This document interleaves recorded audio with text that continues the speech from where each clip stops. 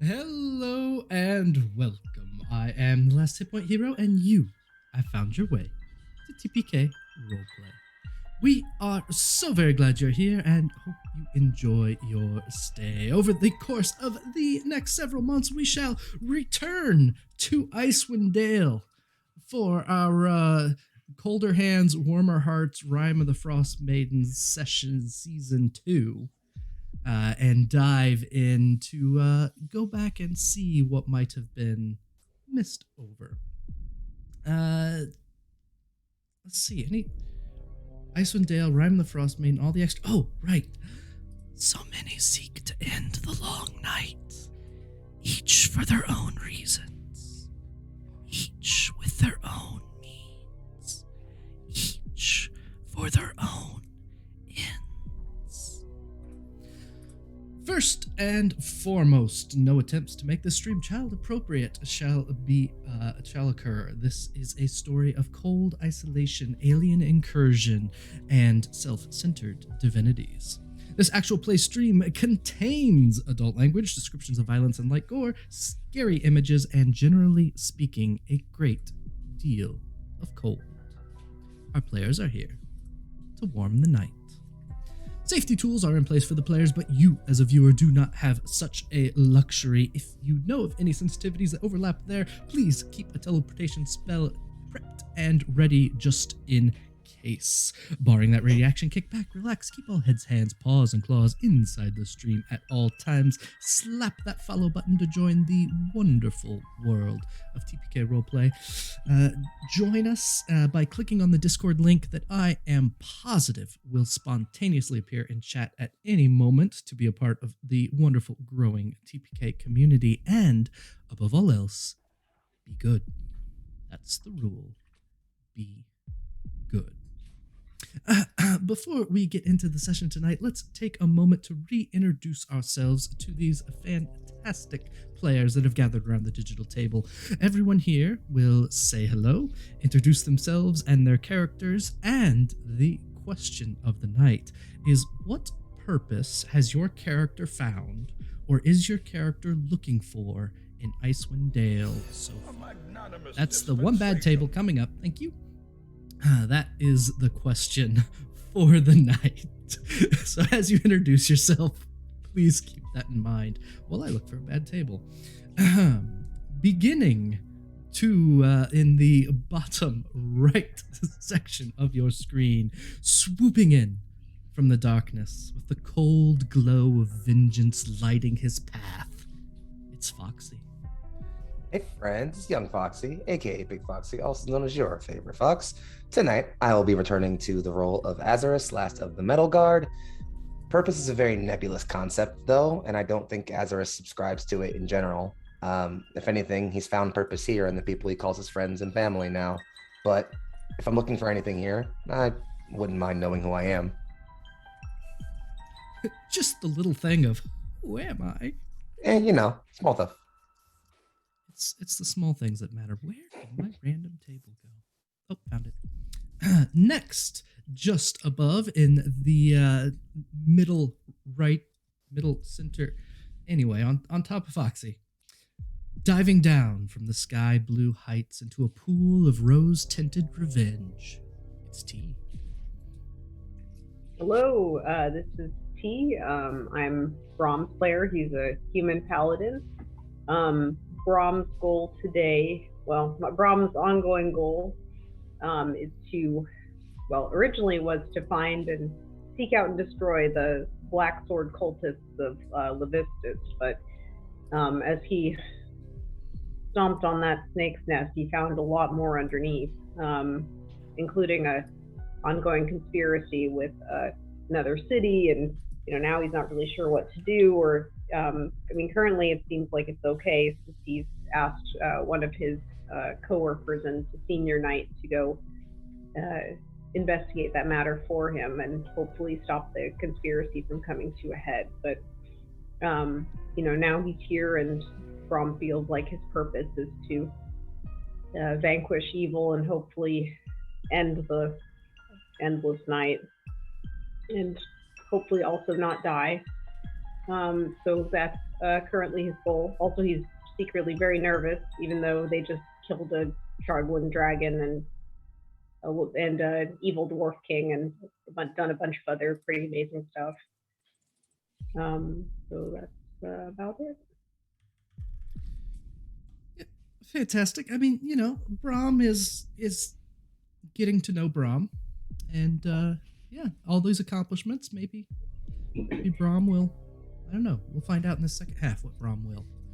Also, hi there, Raiders. Thank you for joining us. We're just in the middle of our introductions.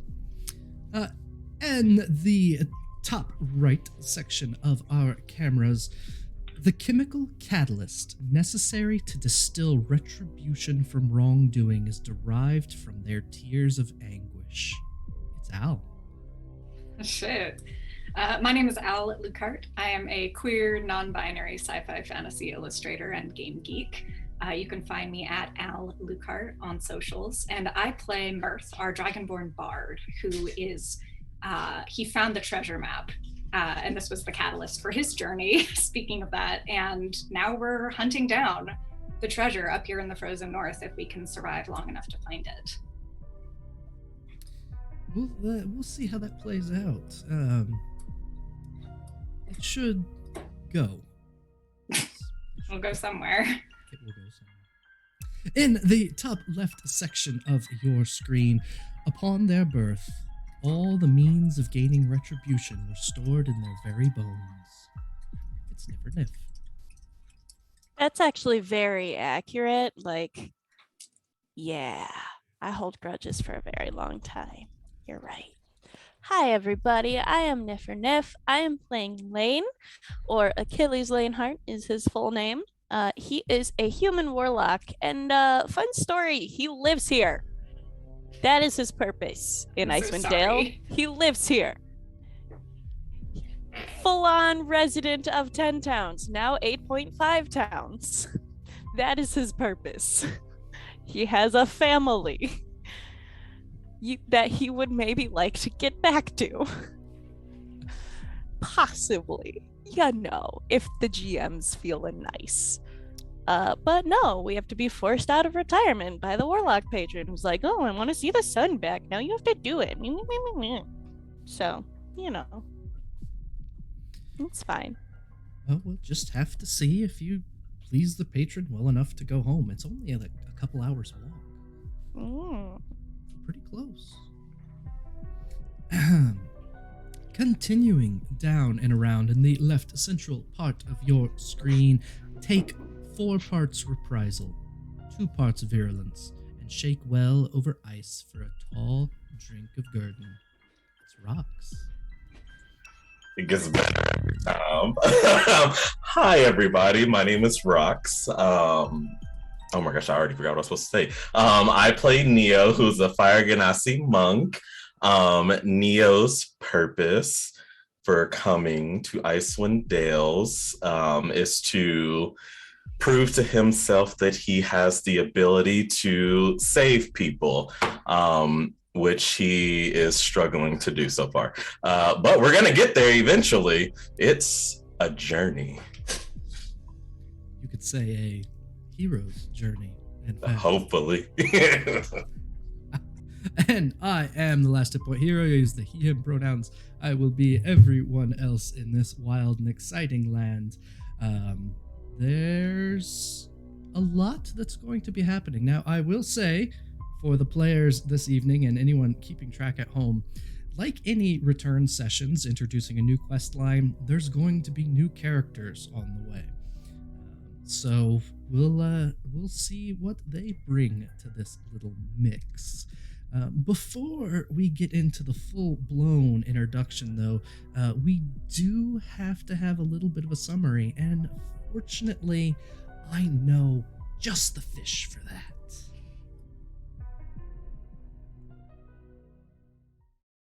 Oh, the Cold Hand Crusoe bolds venture deep into the cold. Durgar are slain, their dragon bane, their story must be told.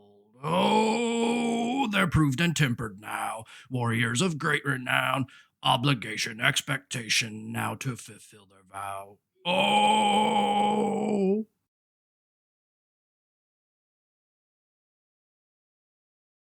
Ol'Bitey. Was a pleasure seeing you again. I hope that hibernation did you well, and we shall see where it goes from here. Ol'Bitey will keep us up to speed. Before that's really who we need to see. You know, that's all we need to see. Our viewership drops by half. The other half of the update, and maybe a little bit of a scene from the past to begin with. As before, I like to give just a little bit of outside perspective, those bits of the story that the player characters don't always see. So that's what we're going to begin with. And where we'll begin this evening is with 4 wizards who are walking the last few miles north to Bryn Shander. For the umpteenth time on the trip, the tiefling's Raven and the one-eyed woman's Snowy Owl peck and squawk at each other. Control your beasts. The third, a human, allows her Arctic weasel to spin up her leg and wreathe itself around her neck. It gives a playful nip to her large round glasses. The dark and cold are unpleasant enough without those creatures manifesting your distaste for each other. Now, Nass, if it weren't forbidden, you know those two would have dueled to the death years ago. The fourth, and youngest member, pulls the short scruffy beard at the end of his chin and tugs the large conical hat down further over his long hair. They'll do nothing overt. Now, Vellynne, where is it you thought we should begin? The wind howls, the snows swirl, and another sunless day in Icewind Dale begins. As for all of you, currently it is about 11 p.m. on the 13th of Nightall. Nightall is the equivalent of December. It is the middle of the coldest cold. After destroying the Chardalyn dragon, walking it into Lake Dinashir, after helping to clean up the mess that it made of East Haven, Danica, the gnome who gave you her very first quest, walked up to you with a stranger. A stranger with one eye, an eye patch, who stands very dignified, who you know as Vellynne. She teleported the group of you back to Bryn Shander, to the Northlook in itself, which is full of chaos, full of noise, and full of refugees. Standing in her suite, it appears as though she has taken over 2 rooms in this already crowded inn. She asked you the question of if you would help her find a lost city. There was an unequivocal yes that was squeaked out, and that is exactly where we will pick back up this evening. Now, I believe I have a picture of Vellynne for you that I can show to everyone in chat as well, that it would have made sense if I had that pulled up and ready, knowing that that's what I was going to do. So here is Vellynne. When you first met her, she's so freaking cool. I love her so much. Whoa! Holy shit, she's the coolest. I'm actually obsessed. My wife, Brom's no longer gay. No, I'm kidding. I'm kidding. I mean, it's okay. Everyone needs an awakening sometime. No, me and Brom were opposites. So, dude, she's so cool. Yeah. Sorry, it's the pinnacle of proper. Straight backed, correct position. Brom, you as a noble would recognize that Vellynne carries herself as a noble would. She speaks in a noble tenor, and her single experience with the kobolds tells you that she's probably a noble that has taken advantage of her position more than once. She looks at the group of you after Mirth squeaks out the yes, you would like to join in this little quest, and she continues right where she left off. Using divination magic, The Arcane Brotherhood has learned of a great power that is hidden by the Frostmaiden somewhere in this land. We came here to find it. And as you can see, it is now me who is still looking. Who knows where the other three went? Quite frankly, it doesn't matter. Their commitment was lacking, so their reward will be equal. This is no small quest. This will require a few items. She looks at each of you in turn. Mirth takes out a notepad. GM, did they get to heal and rest after they had the giant fight, or does Brom look like he was punched in the face by a dragon and also fell off of one? Brom looks like he was punched in the face with a dragon and also fell off of one. Oh. Sweet. Listen, I look worse. He drips a couple of drops of blood from his nose onto the floor as he's listening to her, and then kind of sniffs it back up like. I pass him a handkerchief and I look at her and I say, "Go on." I pull the dad move of prestidigitating the dirt off of his face. It's like, here, you got something right there. Okay. Is Laine covered in dirt and mud still from walking into the ocean? First of all, you dropped a building on him. Second, Dropped a building and then he walked partially and into then the he ocean. walked into the ocean. Yes. Brom also dropped himself into the building too, so. Yes. Yeah, no, Laine looks very tired, but also very much like this is the level of exhaustion he's used to because he has 2 children under the age of 5. So, this is fine. Brom nods mutely and just kind of like rocks a little bit on his feet. He'd really like to get his armor off. Also, his armor is dented. Uh-oh. I've missed the armor info drops from you, by the way, T. I'm so excited to be back. So Go ahead. I was just going to say that Mirth, once you're sitting there sniveling truly pathetically and deservedly, Mirth sort of does like this slow groan of someone who does not wish. By the way, Mirth is also janked up a little bit, but very we excited. all are. Yeah, but Mirth is ready to go. Mirth is like, Red Bull! And is like ready to go. But Mirth sees the state of everyone and sort of like smooths his scales back and says, Vellynne, perhaps we can have more of a conversation about this after we rest. She will fold her hands over each other, set them just above her stomach, and look at each of you. You do look like a miserable lot, now that you mention it. Late night. Thanks. Fine. If that is what you wish, turn in. I will be here in my room, and tomorrow morning, we can continue this conversation. Is that Thank you. agreeable? Yes. Looking forward to it. Very well. Get out of my rooms then. Bye. Peeking around the door. Bye. Brom just kind of like Mirth, takes his helmet off, and he's just got this like nasty, sweaty like helmet hair underneath.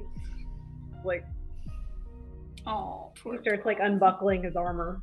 But that's the first thing I want to do when I'm wearing armor is to unbuckle it so it's no longer squishing me. Just in the middle of the hallway on the second story of the North Look.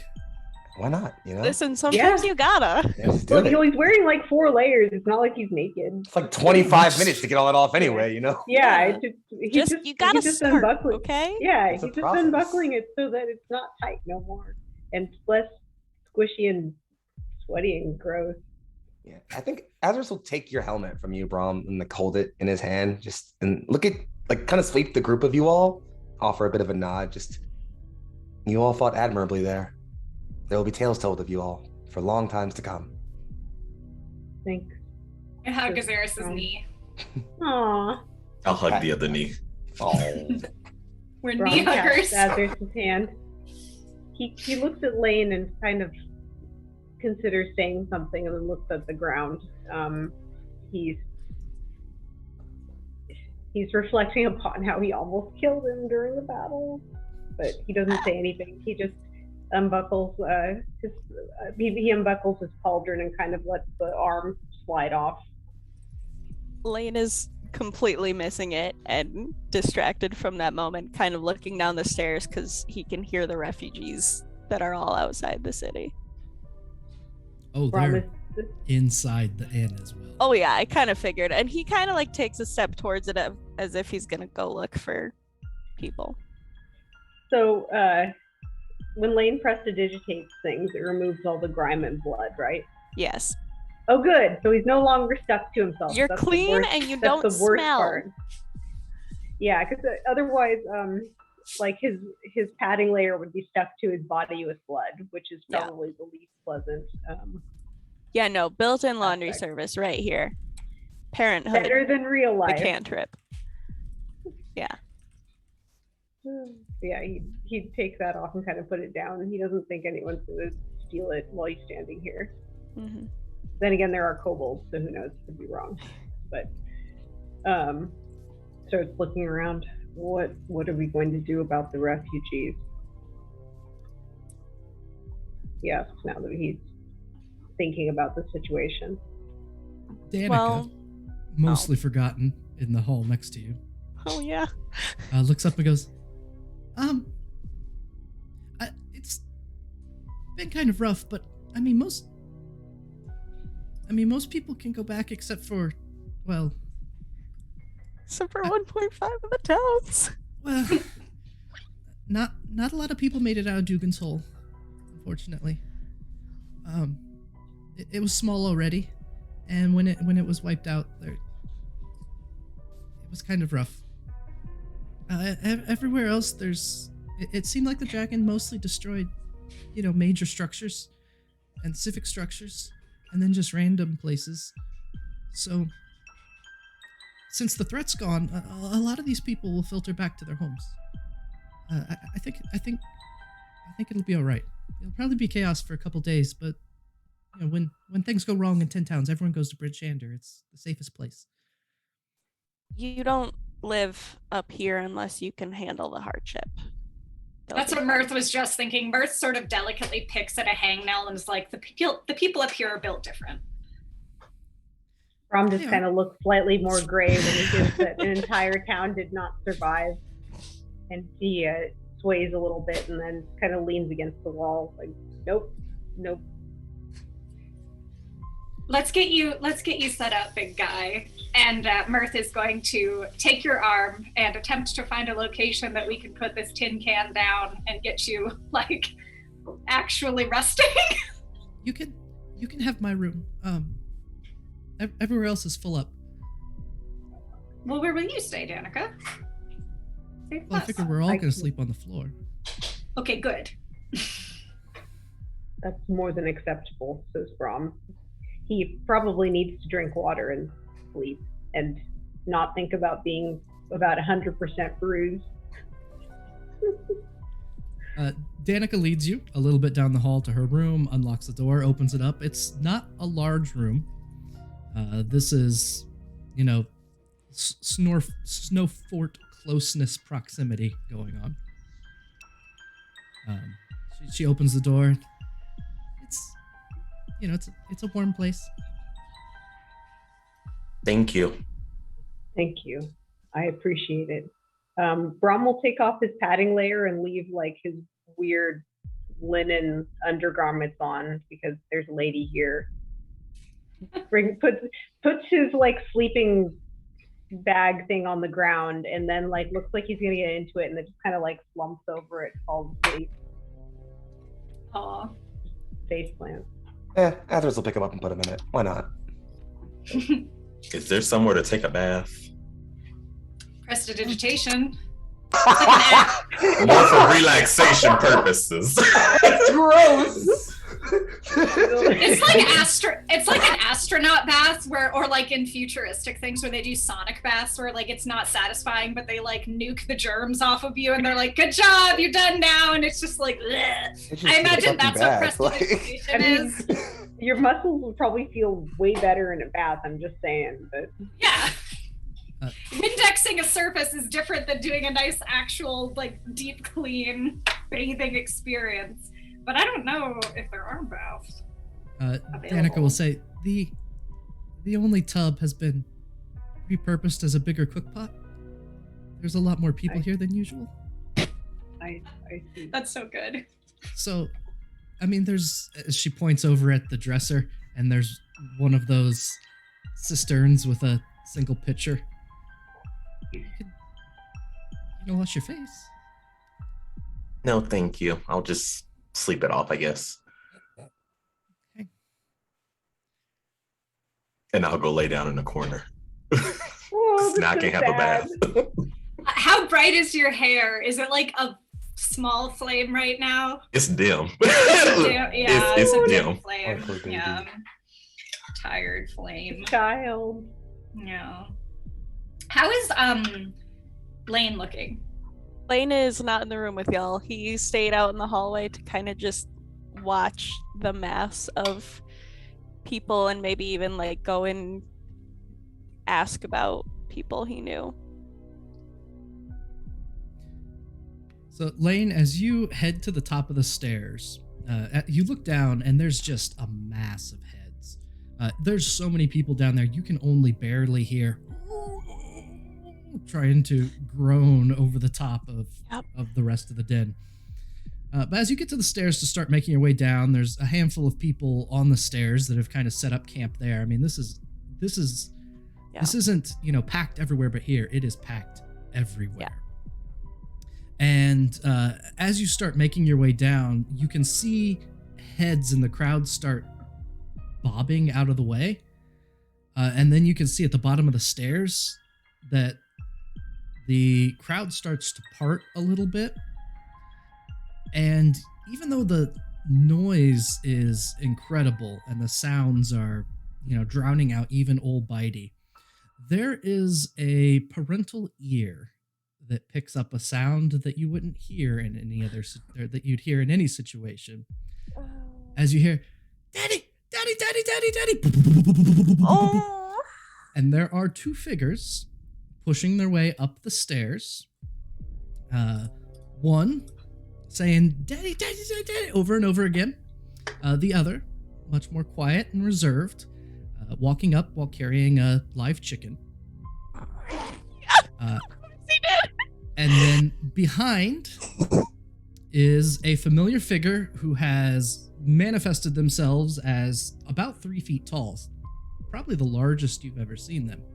All 3 of my kids. Who has a scarf around their head, dirty blonde hair in a very messy bun, a stained shirt that is falling off one shoulder, and is carrying a laundry basket on their hip with a scowl on their face coming up behind. So I'll let you go ahead and describe what the two figures running up the stairs look like. Yeah, they start making it up the stairs, but Laine hears them, so he starts running down and kind of falls to his knees at the very base of the stairs as a little 3-year-old goblin girl jumps into his arms and starts giving him kisses, and then a little 5-year-old goblin boy holding a chicken walks They're goblins? right up. They're real goblins, or are they goblins like human kids are goblins? They are really goblins. I love this. I love them. Yeah, and he just holds on tight to him and kind of just nods to the third figure, but also is just kind of like has both their heads sandwiching his. Aww. And just holds them. Too bad Brom's knocked out, or else he'd say something. Mm-hmm. I wish I was looking on the... Ha! Nope, none of you get to have this moment with me. Nope. Just to believe you that you have kids. I literally showed you pictures. Doesn't matter, could be fake. Could be photoshopped. Medieval Photoshop. Just like Forgery. But that's a good point that you raise, because Laine has showed you the picture of his family, his husband in one side and his kids in the other, of a gold locket around his neck. And if you were there, which you're not, you would notice that the little girl has a matching one. Aww, that's so cute. It is cute. I'm gonna be appropriate and not say things that I was going to say, but yes, that's very cute. Coming up behind, at their tallest manifestation, Mercutio looks at you and says, "What do you call this hour? Where have you been?" Saving the town. Leave me Out alone. to fight a dragon. It's been days. Mercutio's being a mom. So beautiful. Well, Yep. what do you have to say for yourself? I have nothing to say to you, Mercutio. I am holding my children. Fine. Be that way. I'll just find the others. And Mercutio will take a step and just disappear. My eyes are closed. I'm holding my kids. Oh my Wrong. god, that's so good. As you are laying there, mostly unconscious, Oops, I'm so sorry. I just set him on you. My bad. you feel a tap Them. at the end of your nose. Oh no. My Tom, bad. like opens his eye, like Mom, Mercutio. he's got one of those little like gross like spit things. He turns his head like, what? You see, with head in one hand, laying sideways, a figure with long flowing blonde hair, a slinky red evening gown, and twirling at the end of one finger. What would they be holding? I missed this. A knife. A Red knife. wine. Just Just a glass of wine. A very small glass of wine. Brom jumps a little bit. Go ahead. That's perfectly appropriate. Hi, Brom jumps a little bit. It's just like, I missed this. Mercutio stands up from their lounging posture, crosses their arms with the wine glass kind of just gesturing, and you can see that wine is sloshing out of it as they gesture, but no matter how much they do, it doesn't run out of wine to slosh out. Is it you that has been keeping him out? No, we all made the decision, he says, like sitting up like, what?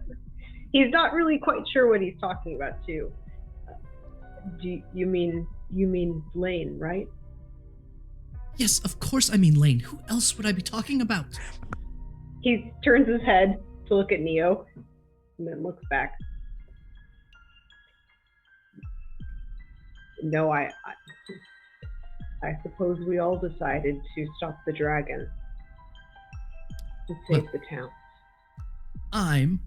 Mercutio starts whipping the wine glass. It just starts tossing wine at you. You can feel the little splashes. At this point, Mercutio is back down to about 12 inches tall or so. Angry wine mom right here. Well, I am going to blame you. And then Mercutio disappears. I'm so sorry. Oh no, is this a bad table? This is a bad table. Oh no. I'm so sorry, bro. Has rained down upon you. I'm so sorry. I should have taken it. Oh gosh, that's funny. Oh boy. I'm so sorry. Until the end of the session this evening, during each combat, there's only one combat planned. Well, that's not gonna work. Oh, we'll make more than one combat. It's fine. We'll do it this way. Brom, even though you are not a heavy drinker, Oh, you have no. the sense of inebriation from this fey wine that has been sloshed in your face. It's not intense over the top. It is right at that point where you know you shouldn't get on a horse. Oh, It's a good thing that he doesn't have a horse right now, is all I'm saying. So there you go. Effectively, any physical skill check that you make is going to be at disadvantage. Great. So that for the rest of the session. Any physical skill check will be at disadvantage. Thank you, Tony. There's the bad I'm very sorry. I should have taken that. I wanted my kiddos. Brom just kind of like turns, he like lays on the ground with his eyes open, and then he like turns around and goes back to sleep. Like, you know, like when you turn completely 180 degrees away from whatever is unpleasant and like just put the pillow over your head. What do you do? Yeah, if you can't see the drunkenness, it can't find you. Exactly. Danica is sitting up at the end of her bed, slack-jawed at what just took place. And she reaches into her pouch at the side of the bed and grabs her notebook and starts taking a few notes. Oh, that's right. That's her favorite. Everyone has their first Mercutio moment. It's fine.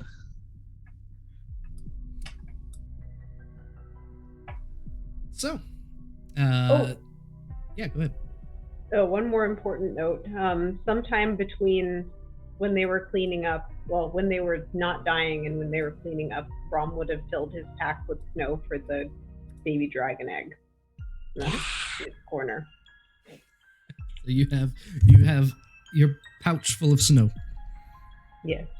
Got it. All right. I'm sorry, Al's face. I'm sorry. I was just about to type it in the so chat. sorry. I'm upset. Al. That's Mirth's face. It's Mirth's Mirth's face. face. You're right. I apologize. No comment. Okay, I do have a remark. A couple things before we jump into roleplay. This is sort of zooming back out to a player level. Yep. So Vellynne came and was like, do you want to find Atlantis? And we were like, yes, we do, in fact. We haven't disclosed to her yet about our map. Is that true? That's true. And Mirth made a deal with the devil a while ago with Avarice.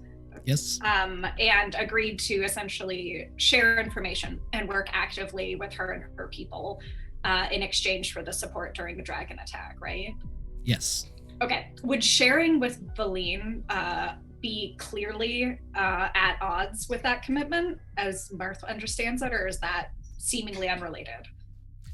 At the moment, other than the comment Vellynne made about them losing their commitment or something like along those lines, you're not clear on the relationship. Okay, I'm going to ask Danica, actually, as she's making her notes. I'm going to say, Danica, do you know Vellynne Harpell? Harpell, yes. the magnificent person? What's her deal?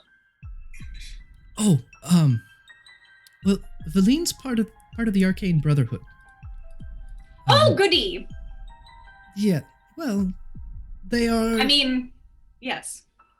Yes. They can be a bit power-hungry and self-centered. It's a matter of perspective. But, they have their own rules. Members of the Arcane Brotherhood won't take any overt action against one another. But they do play politics an awful lot and have been known to set third parties against even their allies. It's kind of whoever gets to the end first wins situation. Has anyone ever told you that you're beautiful? Thank you. Danica visibly kind of shrinks away from that, and she rubs at the ink that's on her nose that gets on her nose when she adjusts her glasses. Thank you. You're welcome. Mirth is going to You extricate don't have to say himself. things like that. Well, I mean it. You don't have to be nice. It's okay. well, shit, now I have to sing a song. And he looks like he's about to get up and make a phone call, but as soon as Danica's like that, he's like, oh, no. And he sits down and he takes out very gently, I think, like his lute, something that's not gonna like mess with people's too much. Plus also he's fucking good at what he does, and is going to play a gentle song, and he's going to riff and sing in a way Al cannot as a player, a little song about Danica. One of the, like something, you know, people sometimes riff and they're good at that shit. He's doing that. About Danica's cleverness and beauty and interest in Fae. He's gonna do a little thing. You want me to roll performance? Go ahead. I shall. 22. 22. So Danica starts out very reserved and very uncomfortable when you start the song. But there is kind of a small smile, just the shadow of one that creeps across her face by the time you get to the end.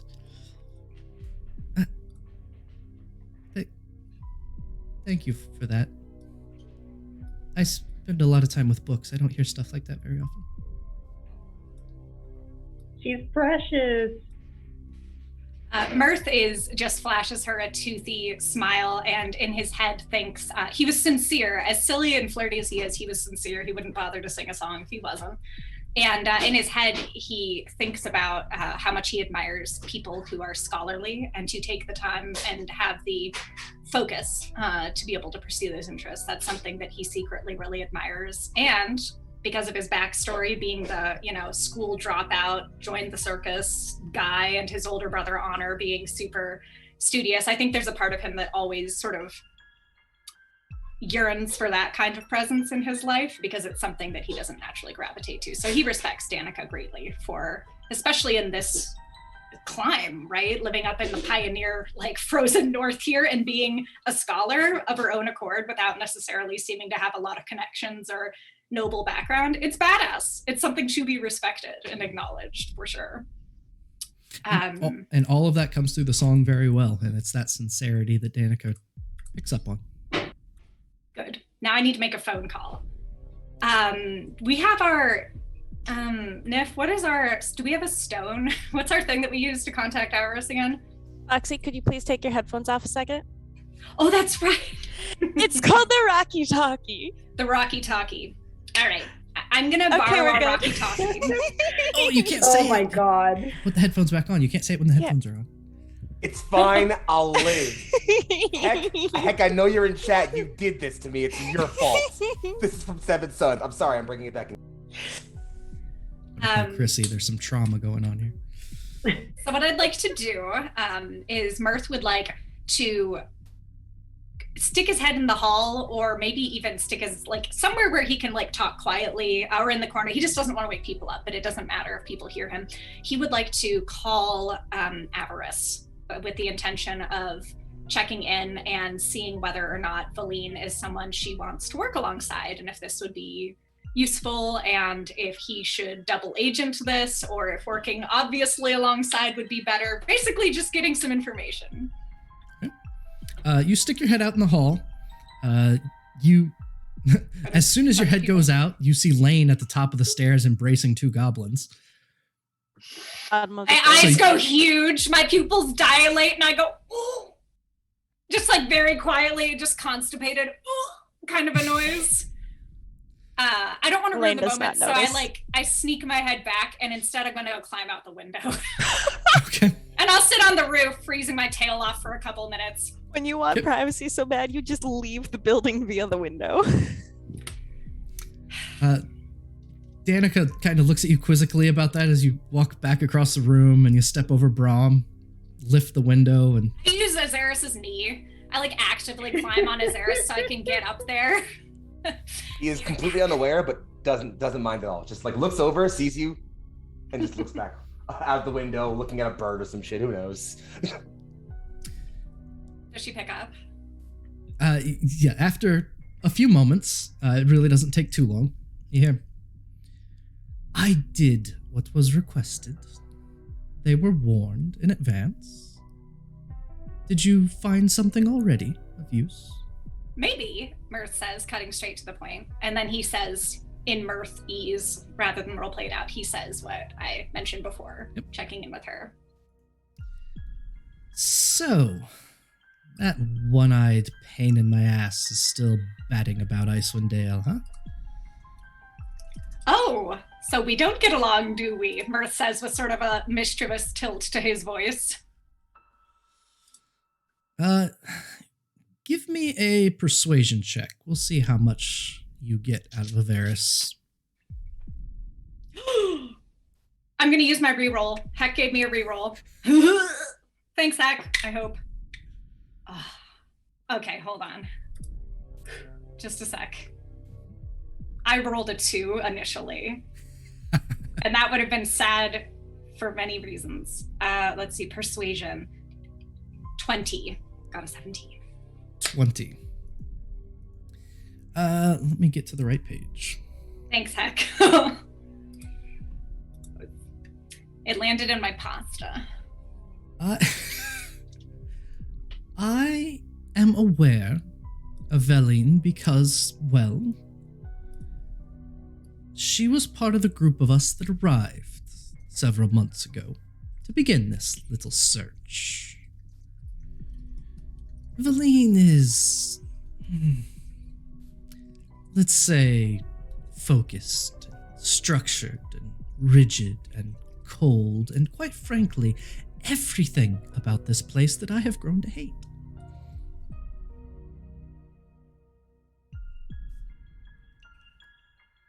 Uh-huh. What else are you feeling? Look, so it was, and I'm still having trouble finding the stupid right button. There were 4 of us that arrived. Myself, Vellynne, Nas, and, an irritating little wizard. What was his name again? He always wore... Have you ever met someone that decides they're just going to run with the stereotype? Mirth sort of looks at himself and is like, sometimes, yeah. So, this scruffy bearded, long-haired, wizard hat wearing Duval. He's used to be a red wizard. Said that he came to the light and joined the Arcane Brotherhood. We were sent by the higher-ups to find a source of power here within Icewind Dale. We believe that hidden by the Frostmaiden, is a place called Ythryn, and within is a mythalar. What's that? A mythalar is, well, they take many forms. The one that would, at least we suspect, is hidden here, would have been what powered the entire city. You see, mythalar, oh, there's an R at the end of that, I missed it. Mythalar magnify magic. Any spell cast into a mythalar will be exponentially increased in power depending on the size and the design of that particular device. Why does the Arcane Brotherhood want that? Why would a tower full of wizards want an ancient artifact powerful enough to turn a flight spell into something that can keep a city aloft? I mean, do you all get along that well? Mirth says, a little bit skeptical and thinking about what Danica said and kind of gambling a little there. Are you really so cohesive? There is a pause on the other end for a moment. And you said 20. Mm-hmm. Bat my non-existent lashes. My scaly lids. What Avarice will say is, all of us, of course, have our own desires and our own projects to work on, but we would never betray the overwizard so overtly. Keyword. I am certain that whichever of us brings back that power will be well rewarded. Mirth is thoughtful, and he says, what's your, just fully asking with his, I think his teeth are shattering at this point because it's outside and fucking 8.5 towns, but he's still holding on, right? He's holding on as best he can, and he's like, so what's your own motivation here? You said everyone has their own designs. What are we working towards here? You and me, buddy. The answer you get is, my business is my business. Let's just say for now it's purely academic. Fair enough.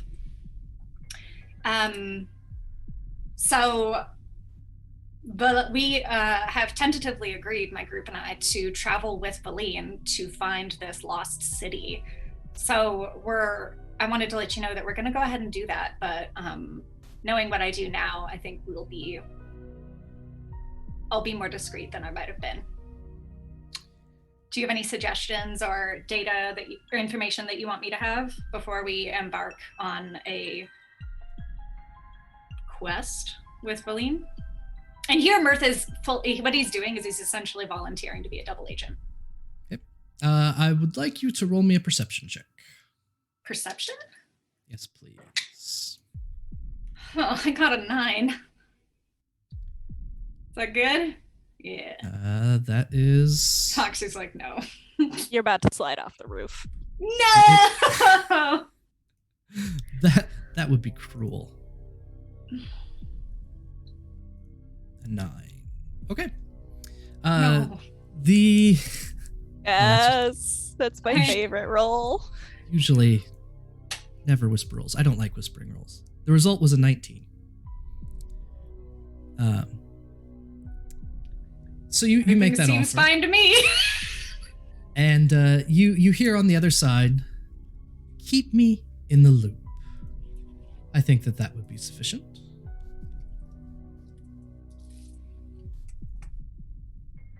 Is there anything else?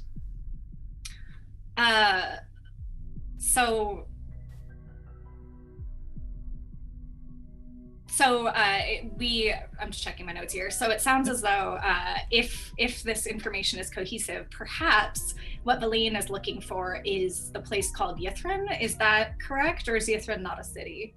Ythryn is the name of the city that they're looking for. Is the name of the city. Okay. And within Ythryn might be this Mithril. Yes. And so, okay. Cool. Yeah, that's great. And meanwhile, Mirth in his head is thinking, in his mind, he thinks in his mind, little Mirth's mind, he dares to think that he might be competent and clever enough to pull one over on everybody. We'll see. But in his head, he's thinking, oh, we'll all work together, and you Arcane Brotherhood, we'll all show you. I'm going to cartwheel away with whatever this prize is. But in the meantime, he's willing to work alongside it. So yeah, I think that's all I wanted to know. Yep. So Mirth turns around and crawls back in the window. And as he does, unseen by Mirth, a snowy white owl flies from one peak of the roof back to a nearby window. No! That's totally Vellynne's. That's totally fucking Vellynne's owl. It absolutely is. And Mirth doesn't know. Mirth doesn't fucking know, and I'm gonna roleplay the truth, which is he doesn't fucking know, but gosh, I feel like I got caught with my pants down as a player right now so bad. I'm like, do you ever get secondhand embarrassment and like your neck starts heating up? That's how I feel right now. It's the worst. Okay, well anyways, great. Anybody who's still up, I do want what I said to be transparent to all of my parties. So whatever I said, you guys, I would give you guys the lowdown on. I'm not hiding anything. The only thing we don't know about is the fucking owl. And I'll also be transparent too about that last part with everybody, which is I think it would be good, given our goal to find this treasure map. I think they have a lot of resources and we should use them up until the very end. And at this point, Mirth is getting pretty grandiose. It's clear that his mind, this is the same guy that quit his day job to follow this map to frickin' Antarctica, and he's kind of getting a little bit of that manic energy, like, I've got a plan, guys. It's gonna be great. Anyway, good night. Sleep tight. And I'm done. Laine. Thanks for bearing with. Don't worry, you did great. So Laine and Neo, and then everyone else is kind of just heading to bed. So, what is your plan?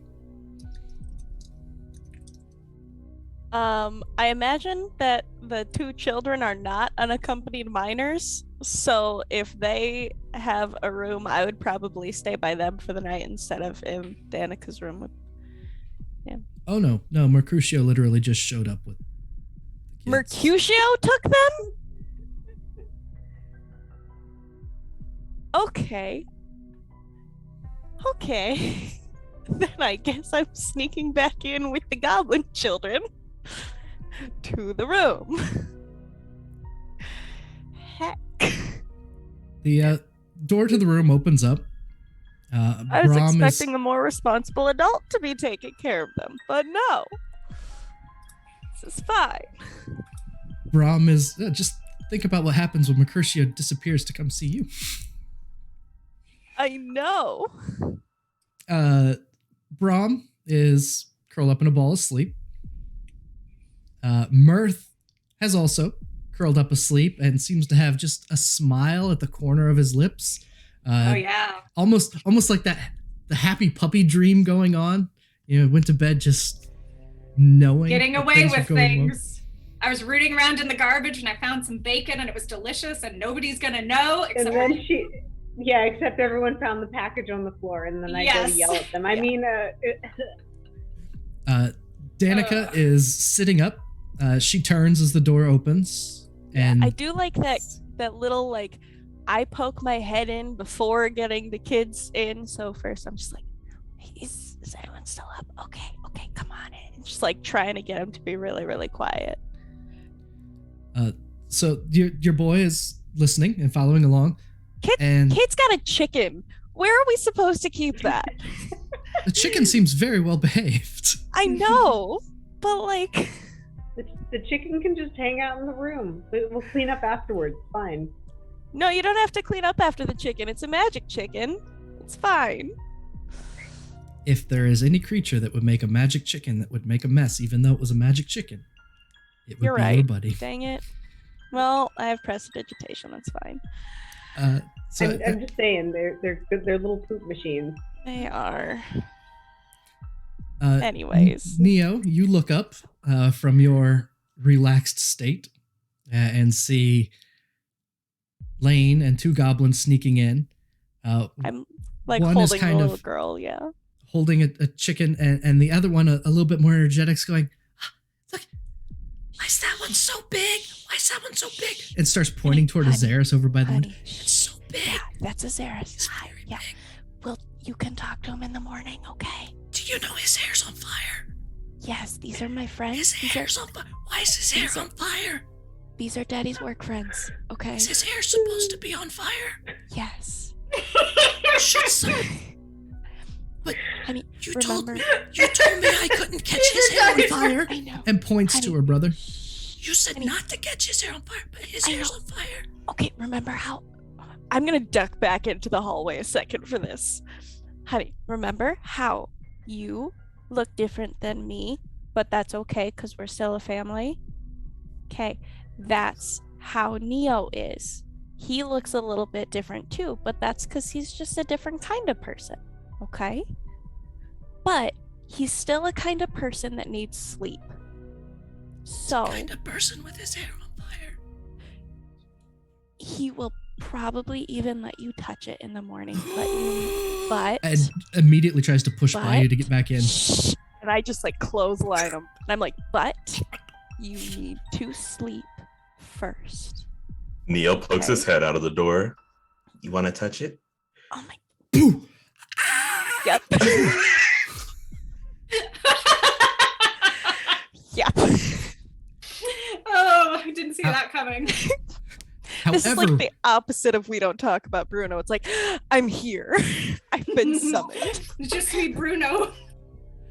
However warm the fire of your hair actually is, that's the reaction. Okay. I touched the fire. Yes, this is Neo. Neo, this is Cade, and I put my head on the older boy's head, and Ghana, the little girl. Hi, Cade. Hi, Ghana. It's nice to meet you. Cade's kind of quiet and grips the chicken tighter. Yeah, what did you end up naming the chicken, by the way? And did you bring beans or nah? Okay, that's okay. He'll be fine at home. Yeah. Is this your family? Yes. Glad they're safe, especially with everything that's happening. Me too. God, I miss my family. Yeah, I'm sorry. Is your family's head on fire too? No, but I also haven't seen them in a while, so who knows? Maybe it is. Maybe your head will catch on fire one day too. But we are not going to do anything to make that day come any sooner. So for now, let's go to sleep, okay? Okay. I can sing to you out here or in the room. Where do you want to go? In the room. Okay. And then I kind of usher them in and we settle them all into a little pile as much as we can, and I sing them their lullaby. And hopefully they're asleep by then. Oh my God. Yes. That is a dragon person. His name is Mirth. We will talk to him in the morning. Close your eyes. Do I know how to cast sleep? Because I am not above casting sleep on my children. I don't have sleep. That's a great use of the spell. Cade that's funny. curls up, goes to sleep. You're on fire tonight. Good boy. Good. I'm laughing so hard I cried a little bit during the fire scene. Brom almost woke up, but due to being drunk, I guess he with disadvantage he doesn't wake up, so he just kind of like rolls around and he's like. Donna curls up, but it takes a while. I know. And I think I maybe kind of do like the dad seat belt of like, okay, I'm gonna cuddle and you can sleep on my chest, but it's really like, no, you are buckled down here. Just to get her to stay. Or my favorite, my parents are like, if you don't say something, we'll give you the sugar in your cereal tomorrow. I'm like.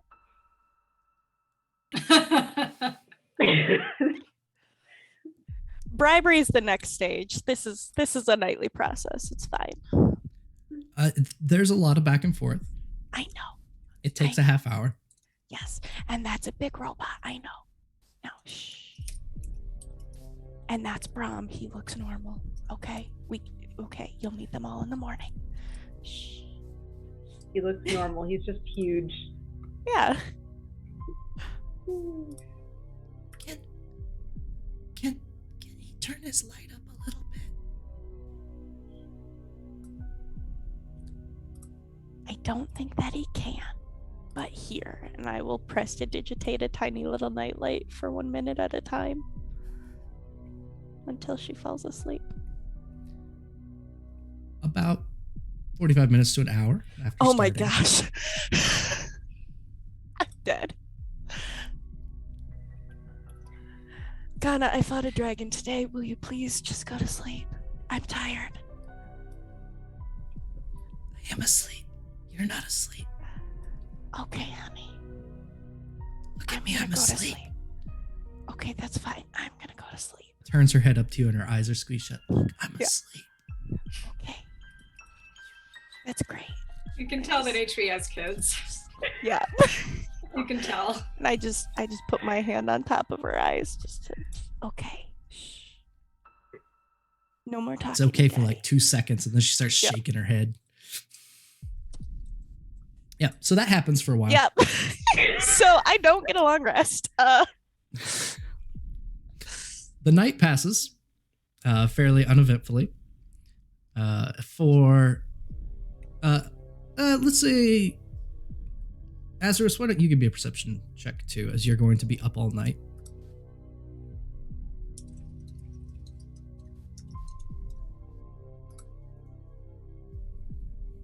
Say 19, boss man. 19. 19. A couple hours into this, so you got there about 11, so probably about 1, 2 in the morning or so. There's still quite a bit of racket and noise from downstairs, much more than you'd usually hear at an inn. You know, it's not that the Northlook is a upscale inn. It still gets kind of loud and raucous pretty early into the morning, but it doesn't sound like loud and raucous bar at 2 a.m. It sounds like, sadness and talking and rumors and just kind of the noise of people. About that time, you see a snowy white owl flit down and land on the windowsill. Just looking in. Hello there, friend. I think he'll he's a friendly person. He'll hold his hand out if it wants to come near him. Get away. Well, the window's closed because it's cold outside. You That makes open the sense. window, you can. Yeah, why not? He's Azerus will, cute little bird, will walk up, open the window and let his hand out for it. As soon as you open the window, the owl flies off. Guess he didn't feel like talking. Owl. Just look back at the room where his friends all are and close the window because they're all fleshy and tend to not like the cold very much. The night passes without further incident. After a long rest, you begin waking up. Laine at about, let's see, you went to bed at 11, you were up for an extra hour, 12. So 4 in the morning, Ghana's like, I have to go to the bathroom. So we Out of- get up. About 5 in the morning, Yeah. Ghana goes, I'm hungry. Hey, Daddy. And you start feeling a poke at the side of your face. And then the beads in the 2 trails coming down from your beard, Yep. you feel the Get tug. pulled up. Ow, Ghana, stop pulling my beard. Ow, Ghana. Mirth, let's go. The dragon person's awake too. I'm hungry. Are you hungry Hey. too? I'm hungry. I'm very hungry. Yeah. Oh my gosh. I sit on the other side of Laine and I look in a conspiratorial way. Is it Ghana or Ghana, G-A-N-A. G-A-N-A? Mirth winks at her in sort of a conspiratorial way while leaning half of his lanky ass giant body on Laine. Just a pile of bothersome people. Okay, if you're hungry and you're hungry, he kind of points without even opening his eyes. Go get food. Yes! Let's go. I can go the dragon person. Bye. Is he old enough? Is she old enough to drink? Or not yet? Yes. He's 3. Ron Right. finally, because there's stomping and stuff, rolls around and kind of does that plank thing where you're half off the ground, just oh, did I drink? He's kind of he's not asking a question to the party, he's asking himself probably. He's also really sore and very stiff, 100% sore and stiff. Mirth gives you a look from underneath an eyebrow ridge and then looks at Ghana and says, let's bring breakfast up to them. Let's go down and see if they have breakfast and we'll bring it all up. What do you think? Yeah. Hey, how come everybody looks special but him? Brom sits up. Well, he What? looks pretty cool when he has his armor on, Mirth says, protectively. He's got armor. Yeah. I'll see When you he later. I'm wears it. hungry. And Ghana goes out the door. Okay, I'm coming. With that, it might be good if we take a little bit of a mid-session break. I realize it's just shy of 10 o'clock. So why don't we take just a few minutes? When we come back, we will go back to the rest of the quest from Vellynne. What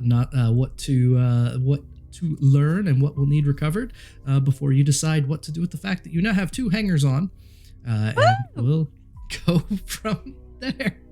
So hang around. We will be back, and we'll take probably 5 or 10 and see you very shortly. Bye-bye.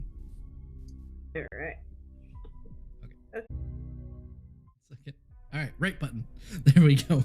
We're back. Thank you for hanging out for that little bit of a break so that we could stretch our legs and refill and remove waters as necessary. We are going to pick back up with the group right after breakfast unfolds exactly how you think it would. And now we'll just 7.5 pounds. leave it at that. And then T, you said that Brahm's feeling better now, and so...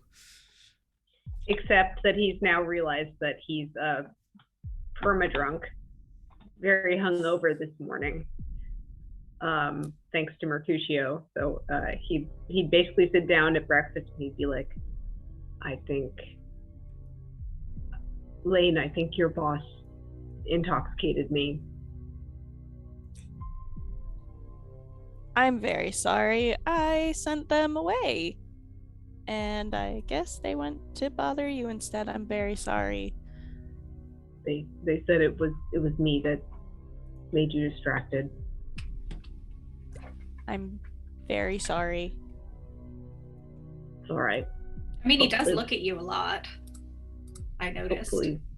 Hopefully this will go away. He says he's now wearing his armor, so he looks just slightly more special, I guess. And it's put his tag back on. You're trying to impress the children now. He's wearing his armor. I have formally made the introductions of these are my children. Mercutio brought them here. So I would appreciate it kindly if we could take a little bit of time out of our day to return them safely to our home. Now that the danger has passed. Of course. Thank you. I'm glad to meet both of you, he says as he badly tries to remember their names. Cade, Ghana, and I pat and right. pat. Brom, Sir Brom Rowan Laden, he says, and he offers a gloved hand. Why does the boring man have such a long name? Kids are brutal. I absolutely flick them here. They will eviscerate you with a soft smile and not even know, which makes it worse. You make your way over to the prearranged meeting with Vellynne. Danica looks at you all as you go and says, there'll always be room here, even if it's just on the floor. It's the least we can do. Thank you so much. I appreciate it, he says. Thank you. He'd actually offer her some payment in the form of a couple of gold coins, because otherwise they would have to be like outside a tent. Yeah. That would be not very fun. It's okay. I have an arrangement with Scram Sacks. It's fine. I forgot that's the bartender's name. Wait, what's the bartender's name? Scram Sacks. Scram Sacks. Okay, that's okay. This whole session is a gift to me.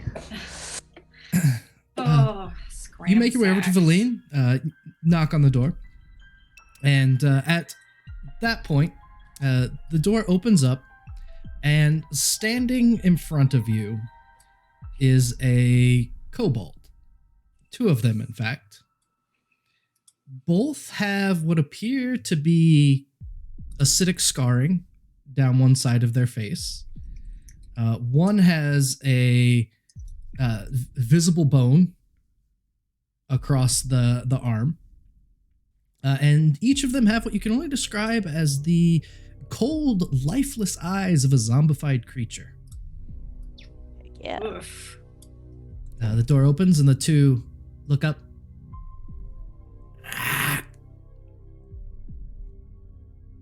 They kind of awkwardly shuffle back, and there's like a stiff bow as they gesture for you to come in.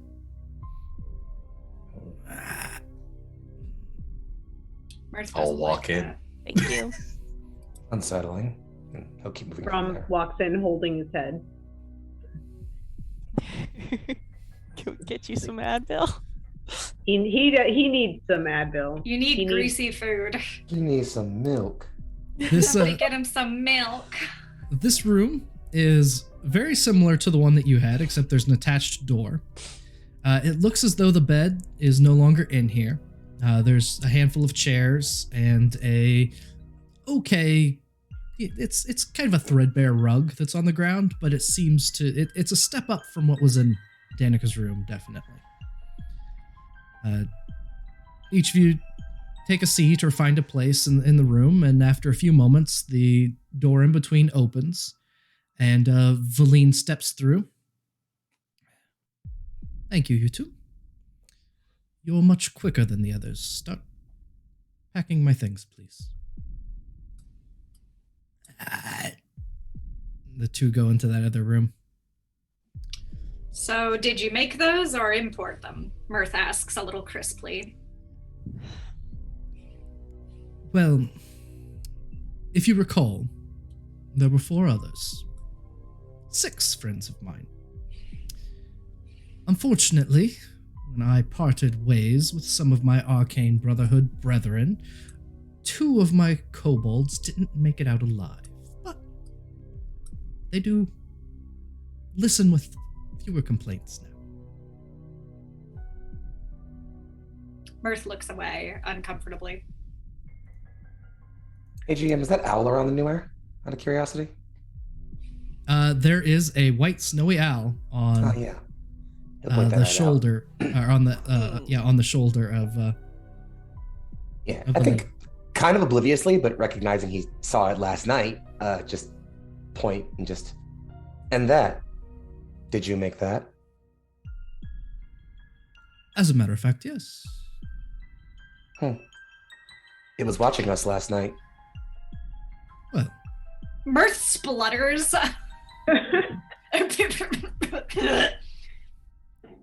Yeah, I think I just see that, look over, look back.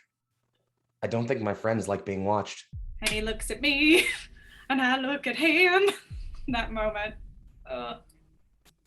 I had heard tales of the heroes of Icewind Dale. But it's always good to know who you're proposing to work with. I mean, certainly, you would seek more information about a new partner before engaging in any kind of business transaction, wouldn't you? Well, if you have any questions, you can just ask us directly. I agree You all with went to him. bed so quickly, I didn't have the chance. I had planned on meeting you under more cordial terms this morning. I don't sleep. That is certainly a boon. I do. I'm more than happy to talk today, says Brom, although he like crosses his arms in an effort to like not do this, or possibly this, or this. Mirth sort of shakes it off and says, right, well, creepy zombies aside, I think we've all had some way too strong coffee and we're prepared to go to Ythryn. And he kind of looks at her like, this is the place that we're going to go, right? Mirth, so help me if you try to suggest becoming a triple agent in an attempt to dig yourself out of this hole. I mean, it's to play out. Good idea. Actually, literally, I was contemplating that. Oh my god. I think it's a good idea personally. That's just Really? You know, yeah, Okay. Yes. Oh my Ythryn. gosh. The lost Netherlands city. Neverlees. Can you tell us about it? Of course. I only know the basics. So, from the research that we've put together, Ythryn was one of the major cities of the Netheril Empire. It was made up of human wizards of magnificent magical prowess. They were masters of the weave that is unsurpassed to this very day. Mithril herself was nearly matched by their number, the former goddess of magic. Some of what they learned came from the elves. The rest came from the study of artifacts called nether scrolls, The nether scrolls have been lost forever. We don't anticipate ever finding them, but we can find what was created using them. The Netherese made magic more powerful than even a wish spell. They could shear off the top of a mountain, turn it upside down, and build their cities upon the floating rocks, guiding them across the skies. This empire was mighty and made so many powerful things. And her eye slides over to Azerus. They were masters of the art of creation, masters of the art of magic.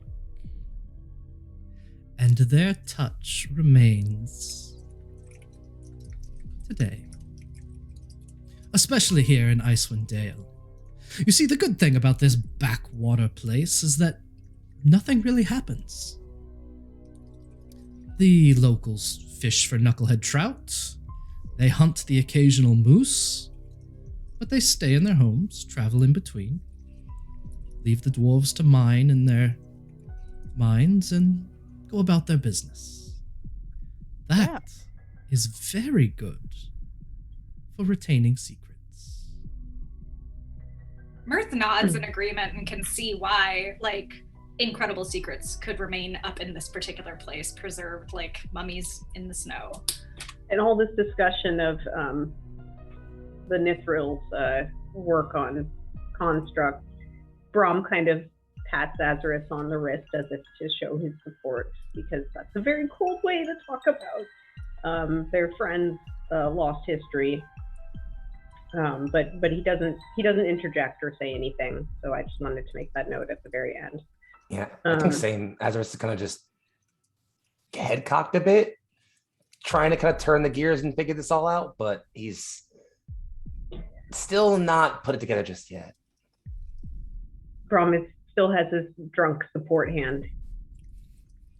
He'll take it, definitely. I appreciate it. After a moment, you realize that your hand is actually just on the arm of the chair and not actually on Azerus's arm. You know, it could be worse. You just lightly comfort the chair. He's like, oh, over here. Never mind. That chair is very appreciated, I'm certain.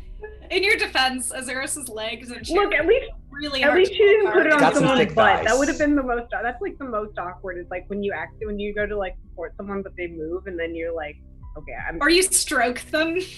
Yeah, or like if they're a girl, you put your hand somewhere not so great, and you're just like, what? You're like, oh, sorry. No, but anyways, I'm gonna change the subject. He comforts Azerus and took your drift. Yes. So our overwizards, through divination magic, learned that the city of Ythryn is hidden somewhere in Icewind Dale. We're not sure where exactly, because the Frostmaiden's touch is too strong. You see, there is nothing the Frostmaiden likes more than holding on to frozen secrets locked beneath the ice. Mirth taps his chin and says, let's get down to business. I may have a lead for us, but before we go in that direction, what information do you have? Let's pool our resources. There are two things that I require before we can pinpoint Ythryn's location and enter it. The first is a book called The Codicil of White. The Codicil of White is a primer of sorts, a book of worship of Auril, the Frostmaiden. Ooh. You see, she keeps her secrets from the outside world, but if I can understand the cult machinations of her religion, I may be able to find a way to use that against her. That's a dangerous work. We've seen many people be corrupted by the Frostmaiden. What makes you think that you would remain uncorrupted? Or are you an agent of hers already? I don't serve a goddess who is here hiding among mortals. And if she's hiding, she's certainly not all-powerful. And if she's not all-powerful, she can be defeated. Brom thinks of something, and he'd actually bring out the Chardolin dagger from the berserkers. That is a dangerous rock you have there. It's from her worshippers. And he'd repeat the mantra that they said, which they kept repeating over and over again. Not uncommon for those who have been, let's say, driven from themselves by the cold and isolation. Any who fall in the ice here will serve the Frostmaiden after. That black crystal, her corruption suffuses it entirely. That and another. I don't know, I don't have concerns for those lesser cults, but apparently there's some holdup at Caer Dinegal. Again? Caer Dinegal. Hold on, I'm checking my map. Yeah, do you Caer mean Dinegal again? is the one that we took care of already. What do you mean took care of? Oh, that was out of character. Sorry, but quick yes. out of character moment just to make sure we're not accidentally giving away No, hands no, here. we hit Caer Dinegal, right? This That's is what I Caer meant to say. Dinegal. Yeah. Oh, No, well. I misspoke. Oh, well, never mind. I will No, go back. I to didn't being silent. misspeak. She cares so little about 10 towns, she hasn't memorized their names in like the 8 months Excuse she's me, been it's here. 8.5 towns. It's half of 17 towns. Thank you very much. If you mean the cultists of the Black Sword, we've already dealt with them. We met them. Had fun. Oh. Good for you. Thanks. Well, ultimately, it works towards both of our goals. What's the second item that we need? The second item is, it's a family heirloom, actually. A Professor Orb. We've always referred to them as Professor Scant. It's a device given to me that my daughter is pestering me for once I conclude my business here. My father held the Professor Orb, and his mother before him, and her father before her. Professor Orbs are... How can I describe this to a novice?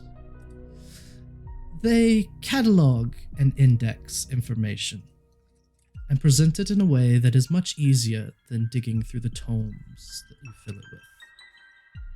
Professor Scant, at the moment, knows all there is to know about the Netheril Empire. Mirth, without meaning to, shoots a glance at Azerus with great kind of like, in his mind he's thinking, wow, if we could get our hands on something like this, then Azerus could unlock some of his past if he wanted to, which could be really cool. Or really bad, but still, he deserves a choice. Anyway, you were saying. I strongly believe that with those two items in hand, we will not only be able to find a way to find Ythryn, but we'll be able to enter it and claim all that's within. Well, I'm down. How about the rest of you? I'm in, as always. So it's Brom. Poor Yes. Brom. Azerus says with the rarest bit of hesitation in his voice, something that's definitely not super common for him. He's just kind of still sitting in all of this for a little bit, trying to figure it all out. But he's fine with going. I have nothing else to do. Well, I don't...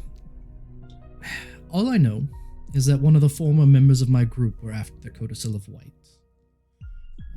One Nas Lantamir. Okay. And I am quite certain that bitch stole my orb. I cover my kids' ears.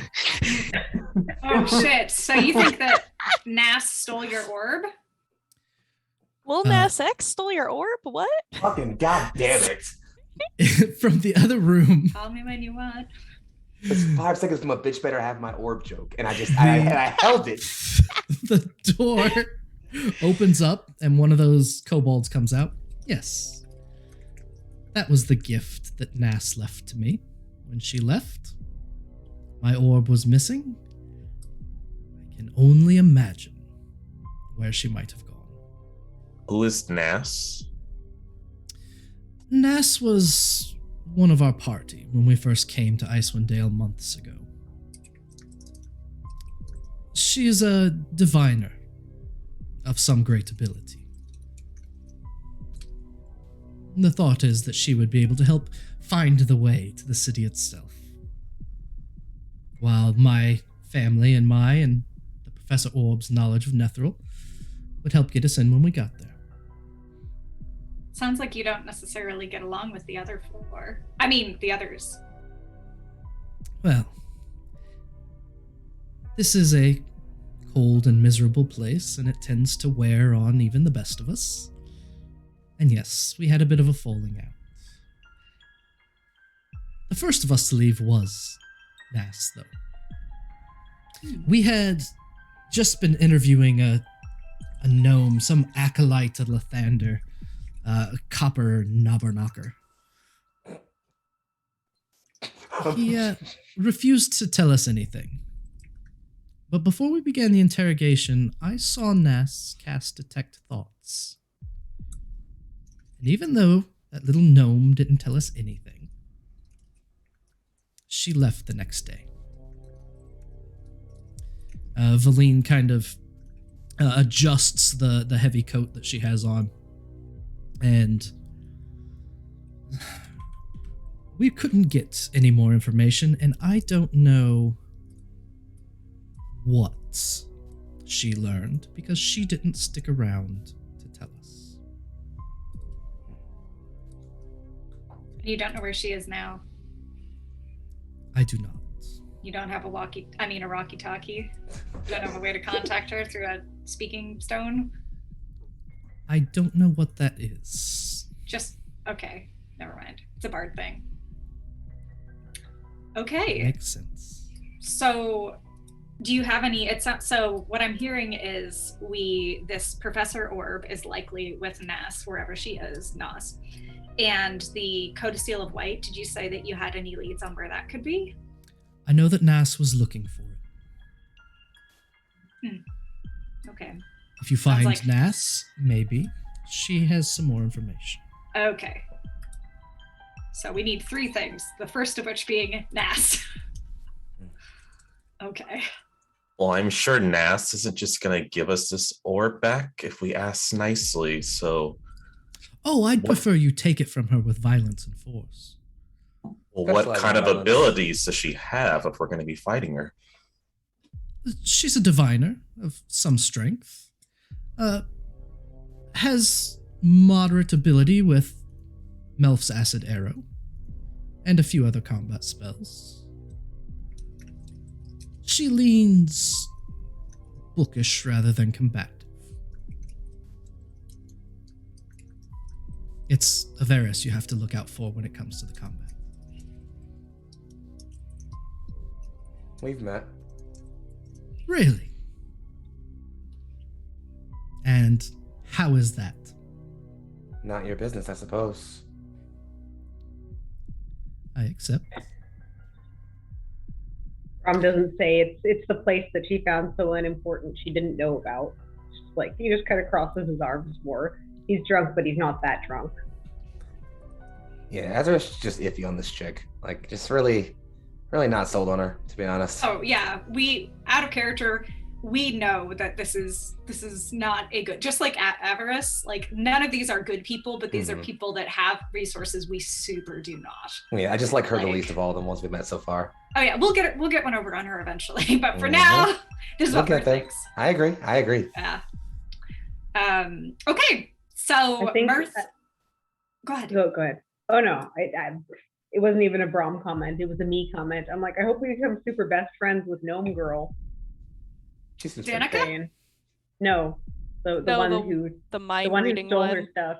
Oh, Nas. That was Oh, Nas with wasn't Nas. a gnome. Nope, They Nas were is No, a human. Nas torturing. was mind reading a gnome though. Yeah, she was mind. No, They were mind reading. torturing. By the way, Jera, Yeah. he was a follower of Lathander, isn't that? Oh, that's not who you Lathander. follow. Never mind. No, Well, that's still, who Foxy Lathander's used to like. follow. Oh, that's right. Well, anyway, people who worship Lathander generally try to be good Lathander. eggs, so it's a little bit like, wow, you guys really do suck. All of that not in character. And Okay. also a correction so that there's not a. She said they went to interrogate the copper gnome. You did say Yeah, torture. but- There's no. Oh, Mirth assumes torture. Yeah, Okay, we all that's are fine. reading. That's it. what I Mirth just- like read. I just want to make between sure that that's. Yeah. No, Mirth isn't Interrogate, born yesterday. But casting Interrogate. detect thoughts. Like, okay, we know what's happening Yeah. here. So I kind of doubt that Copper whatever is still alive for us to find. But I'm not gonna say that. Oh out yeah, loud. no, that gnome probably did not make it. That gnome has sailed. But That gnome has sailed. God. Nifs, God, get out of here. Vellynne looks at you and says, I suppose if you could get Copper to tell you what he would not tell us, Oh, then maybe you'll have a leg up on wherever Nas went. put the gnome back on the boat. Never mind. Sorry, what was that? I didn't catch that. Copper's alive. Nice. Copper's alive and we're able to talk to him. Can you get us in contact with this fellow? Well, when we spoke with him, it was about 2 months ago now. He was living in the attic in the temple to Onthendir. Here in Brinchander. Here in Brinchander? Oh, we're in East Haven right now, right? Nope, you're in Brinchander. You got teleported to Brinchander. Oh yes, just kidding. Yeah, the House of the Morning Lord is what I think that pretentious priestess called it. Yeah, the Shrine of Amontor. Yes. Well, I guess we should head there. How do we get in contact with you? Well, I plan on staying here. I suppose. Another Rocky Talkie. She goes into her other room, scavenges around for a little bit. You can kind of hear, where is it? And she comes out with a small stone that looks very familiar to you. I do not hand you this lightly, but this will allow you the means to communicate with me. Thank you. Out of character, we've agreed we're only calling her at 3 a.m., right? And being Why are we like, only hitting her up what at booty you call hours? doing? Because we don't like good her. morning. Just We couldn't have sleep. answers for you, right? Are you totally glad to hear from us right now? Oh, dear. Cool. So you get a second Rocky Talkie. Is good. Don't That mix them is up. Visually Mirth. identical to the one that Oh. you have. It's Mirth, your job to keep track of them. I'm not holding them. Okay, how about let's do this a little bit more simplistically, as I was Some regularly paint say on out loud. One person take one person take the other. Don't change. And draw a other smiley on what? one of them. A frowny. Vellynne looks at it, Azerus. The other what? He'll literally fully rotate his head back over to her, because again, fuck this chick. Also not your business. How quaint. Spin his head right back around. Can I persuade? Can I deceive? Can I use my bard powers to try and throw her off the scent? Uh, Or is that after everything else, I am Or fine is it with an just too attempt that will be made at disadvantage, yeah. and I We've have a tried so DC in much. mind. and Oh, none of no. it has worked on her. Oh god. You know what? No, I won't do it because you know what? You're right. Because at this point it would be such a stretch, and also we are possibly working with her long term, and also to blatantly deceive her after she. Yeah. Well, we don't know that. But to blatantly deceive her either way would not be in good faith. So Let's just walk out of here and not even worry about yeah, it. She also thinks she we're working finds with out her. it's Maybe not she so doesn't. great. If she causes any trouble, I'll snap her spine in half. It's really not a huge problem. That's a plan. Yes, deal. That is the plan. all right. Mirth will offer his hand and say, to mutual interests. To mutual interests. Keep me informed, and together we'll find the city. I get the feeling you'll be watching us, just as at the owl. Oh, he has that tendency. Curious creature. I'm gonna kill that thing. I make a loud cough and sort of bonk on your chest to make it echo like, oh, my ankle has become so weak. Hold me, let's go. Yeah, I can still take the hint at that point. She pats one of the zombified kobolds next to her. I'll just bring him back. Oh, Jesus. We are working with a real shady character. Oh, I want her dead so All of them. bad, guys. All of them. Oh, I want her All dead of them so are bad. so shady. Oh, But I you know just want what? to snap her neck. Oh, so bad. I'm gonna behave. So if it's okay with all of you. She's hot, but Brom doesn't agree, okay? If it's all right, let's exit stage left and then convene and see. Deal. Particularly, I want to see how Azerus is feeling because Mirth noticed that he looked sort of conflicted and Mirth feels bad, like, oh, fuck, maybe I jumped in without listening. So Mirth wants to check in. Yeah, I'm also fine with hitting stage at this point. I think he kind of recognizes he's maybe mouthed off a little bit too much and is like, yeah, I'm gonna leave before I kill a plot for an NPC. Okay. Anything else before heading over to the Shrine of Amantur? No. Nope. The group of you are able to get directions. The inn is already emptying out, even at this early morning hour, as a lot of the busyness and the kind of packedness of this inn is, clearing up. You get directions from Scramsax. He points you to where the Shrine of the Morning Lord is. And says, yes, mission. Keep your back straight around her. And you make your way over. The shrine itself is not particularly impressive. In fact, it's just a modified house.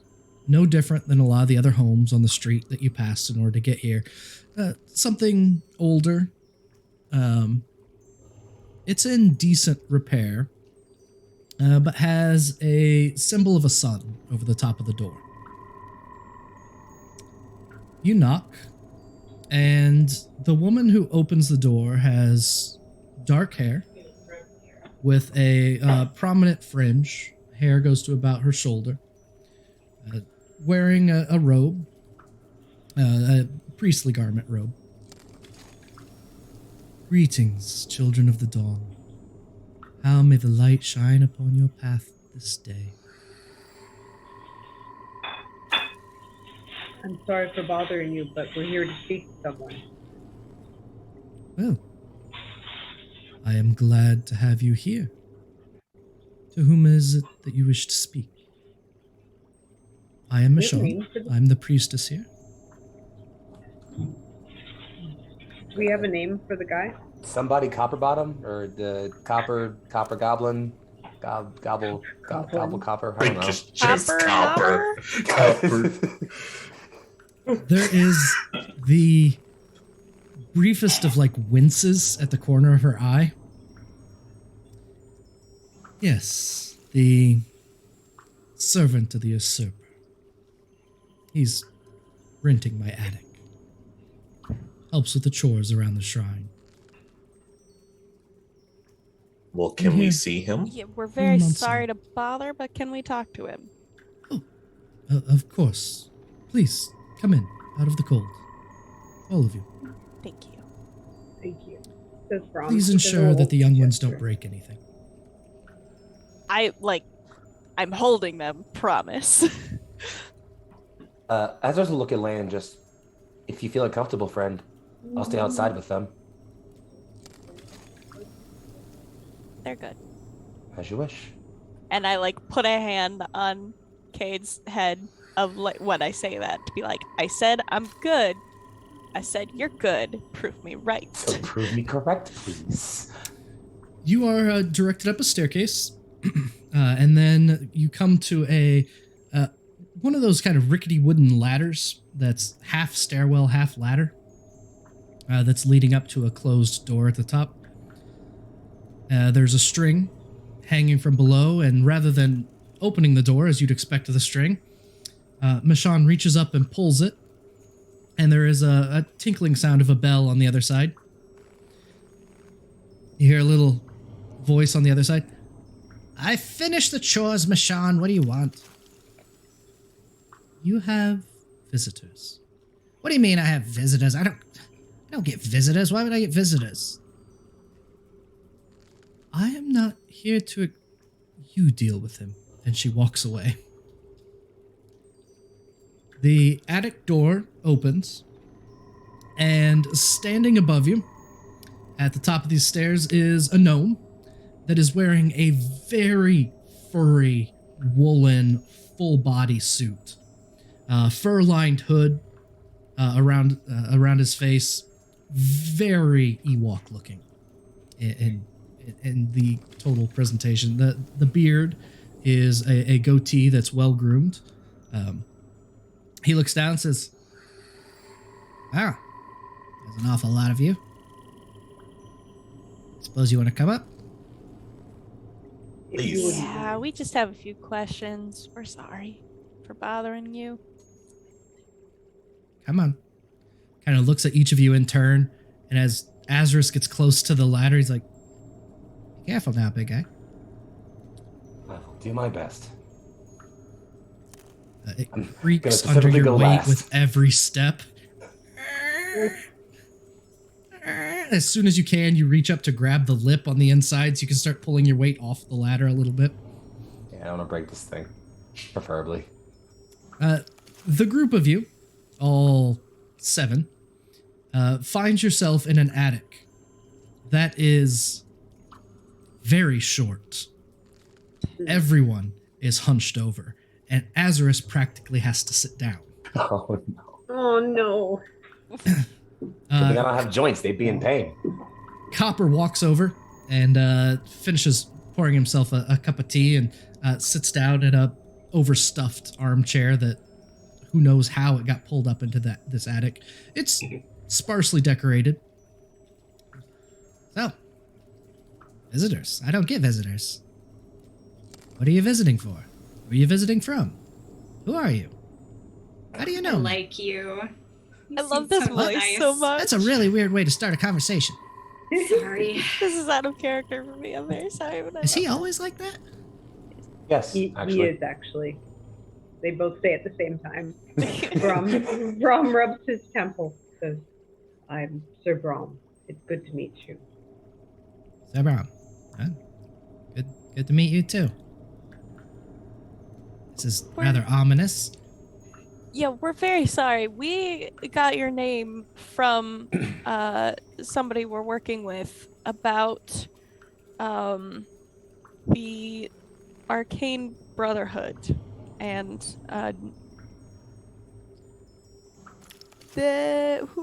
we think that he knows out of character. We think he knows about the orb or the codicil. Which one?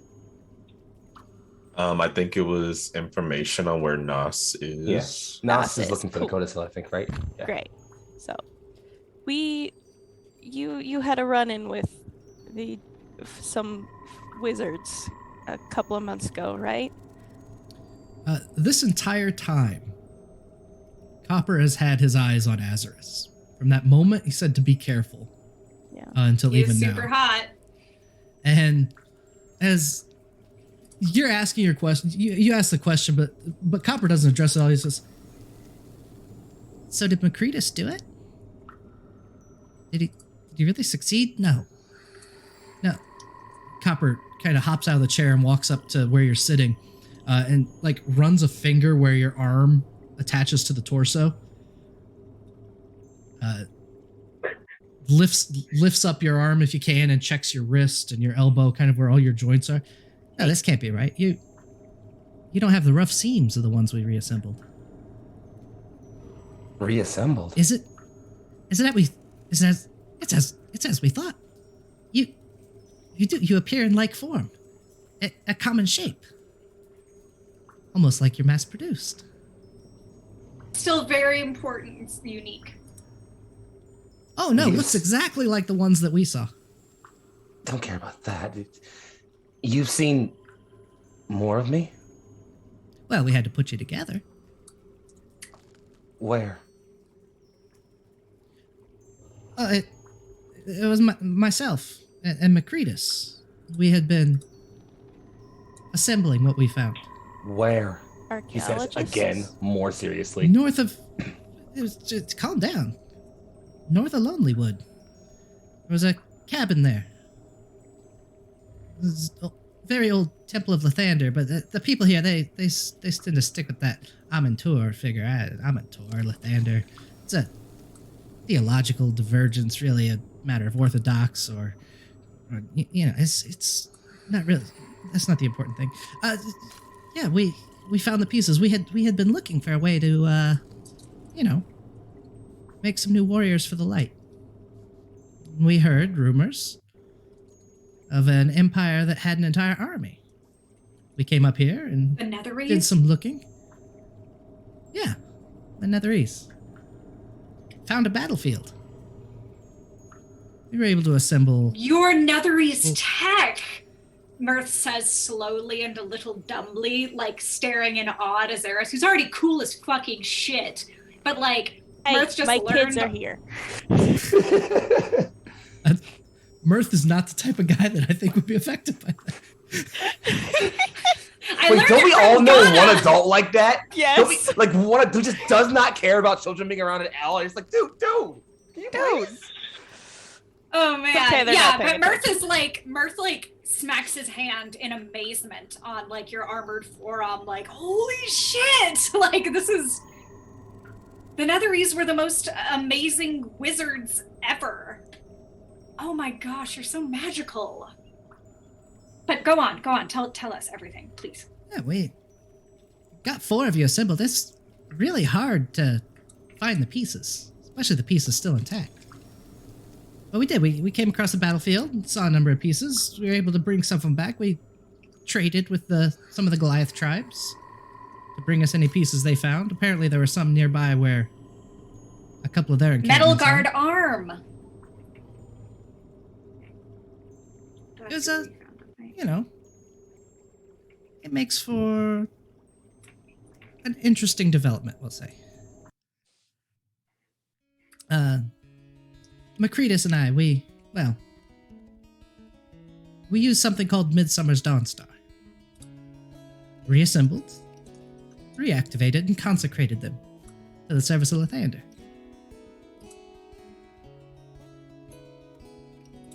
It didn't, it worked well the first time. But that was the night of the summer solstice, 2 years ago. Dawn didn't rise the next day. Macretus and I, we spent the next year trying to assemble another group and couldn't find enough pieces, and the year after that, we did. We were able to put 2 more together. But the dawn hadn't risen in 2 years. Macretus and I, we didn't get along at that point. He's crotchety. And, well, I left. It's been 6 months. I haven't heard from Macretus. As much as we fought, I hope he's okay. Where do you think he is right now? I assume he's still at the old temple, north of Lonelywood. The forest, not the city. Yeah. Right. That was where you were working on more of me. Well, we were putting pieces back together and consecrating for the Lathander. The first 4 went great. Woke up, they didn't remember anything. So I escorted them down to the temple where Well, they were training to be paladins. I haven't followed up on them yet, but Is this a Darkest Night reference? Brom just mouths paladin. He looks very stupid. He's taking a moment to think about all this stuff. Yeah, I'm sorry, friends. I'm having a real rough time figuring out exactly what Azerus is feeling right now. That's okay. It's okay. It's so cool. I'm taking notes furiously. Yeah, I'm typing so fast.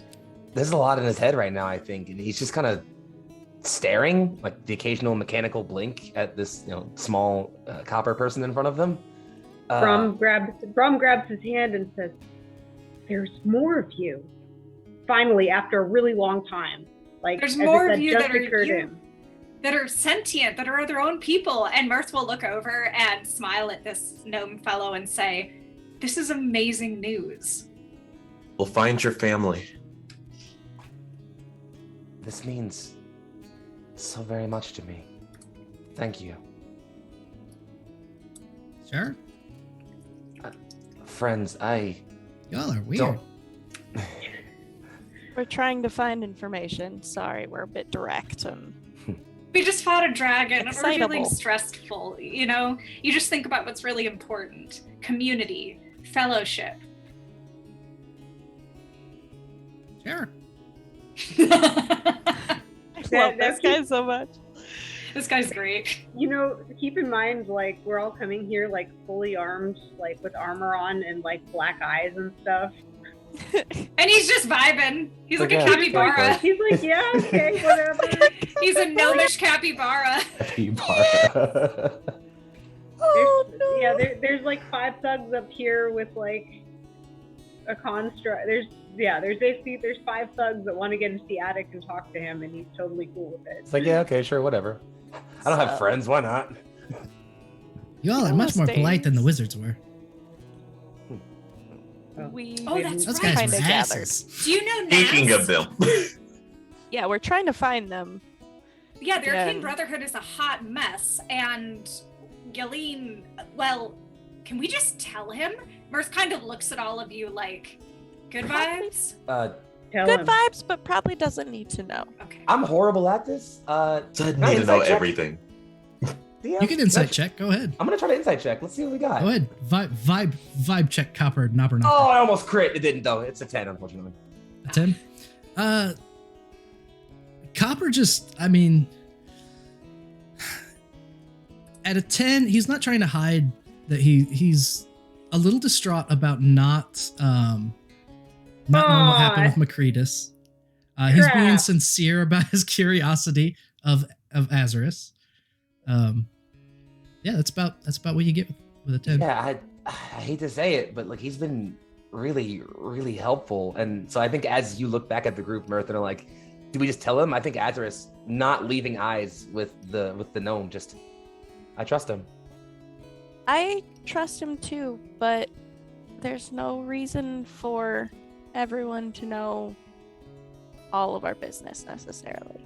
I agree. Plus, his patience seems to be both endless and also running out somehow at the same time.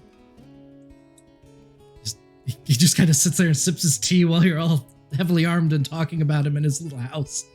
Do you know Nas? And have you heard about the Professor's Orb or the White Book of... A codicil of light. Thank you. That thing. Yeah, I'm Do you know taking about notes this? this season, That's y'all. That's what the wizards were asking about, and like I told them, I don't know what the hell a codicil of white is. I have What about a Nat? codicil of Lathander right here, and he will turn over and hand you like a small paper-bound book. It has a holy symbol of Lathander on the cover. It's like a hotel Bible. It is 100% It is a hotel absolutely. Bible. I used to like stealing those. I collected them for a while. Okay. Anyway, that was in character. Yeah, I mean, you can add this to your collection. I don't have them anymore though, so okay then. Go to sell. Copper, Just do you remember? I'm sorry again to bring this up if it was not pleasant, but do you remember when the wizards were asking you about these things? Yeah. I mean, it was a couple months ago. Probably Yeah. month and a half, 2 months ago. Yeah. I told them what I told you. What were you thinking about, though? Like, what was going through your head then? I cast Detect Thought. No. Do I have that? I don't. Dang But it. actually, If I had the spell. But if I could? He's an acolyte of priesthood. Right. He knows what magic is and that sort of thing. And he's like I don't. Same thing I'm thinking now. I guess how weird is it that a bunch of people show up in your house and ask you a bunch of questions? Yeah, really weird. They wouldn't go check on Macretus though. No, why not? They said it wasn't their concern. It was a real haughty one. Yeah. She wasn't the mean one though, so that's good. Who's the mean one? One with the beard. That was an ass. Noted. I see. So do you know where Nass is or not? I don't know where any of them are. Quite frankly, I'm happier without. That's Yeah, probably I think for you're the better best, off without honestly. Well, at least we have an idea of where to go next, says Brom, rubbing his forehead. I still don't know what's going on. neither do I, friend. Sometimes that's for the better. I think she says out loud. Neither do I. Well, this Thank made you for a for- weird morning. But an interesting one. Thank you for your help, Yeah. says Brom. Sure. Can we go now? Can we get down? We should get out of here now. Can I get down now? It's a little cramped. Everyone's all crunched in this attic. Azerus can't even stand up. The only comfortable person in here is the gnome and the 2 goblin children. Yep. Yeah, I'll definitely happily begin making my way out of this so I can, Yeah. grease the joints a bit. Probably hop down the ladder as opposed to trying to climb down it because you all need that. Laine, go ahead and give me a dexterity save. I what? Uh-oh. Uh-oh. Oh no. Oh, I no. was just gonna say I leave a couple of gold for him on like his little side table or something. That's a natural 1. Uh-oh. No. There You just is slam him in the face with gold. there is the sound of a crash, and you look down and realize Ghana's not holding your hand. Ghana! And you look over and she has knocked over a tray with some of his glasses and cutlery and No. a couple of the teacups that match the one that he's holding. Yeah, I'm so Not sorry. I have mending. I have mending. that's unpleasant. I'm very sorry. They do that all the time. Sorry, I should have kept a better eye on them. I'm very, very sorry. He walks over and goes to get a broom and starts sweeping things up. Ghana. I You need think to it's help best clean if you this all up. just go. Okay. Thank you. Mirth is going to drop like 5 gold on the table and be like, "Okay, bye." I will remove that from my. Yep. He can fucking have that shit. Thank you, So children. sorry. Let's not leave on a sour note. Take that 5 gold and treat yourself. Yep. I also left some gold anyways, and now it's apparently very needed. Just bring him to retirement. Brom, If you all We check can on never come Macretus, back again. please let me know if he's okay. We we will. will. Hmm. I told him the Dawn Star was dangerous. We didn't have enough. We needed 3, not 2. What was that We'll called? The send you- Dawn Star? Mhm. Midsummer's Dawn Star. Yeah. Brom will Eh, pray at their god's altar very briefly and leaves a couple of gold at the altar.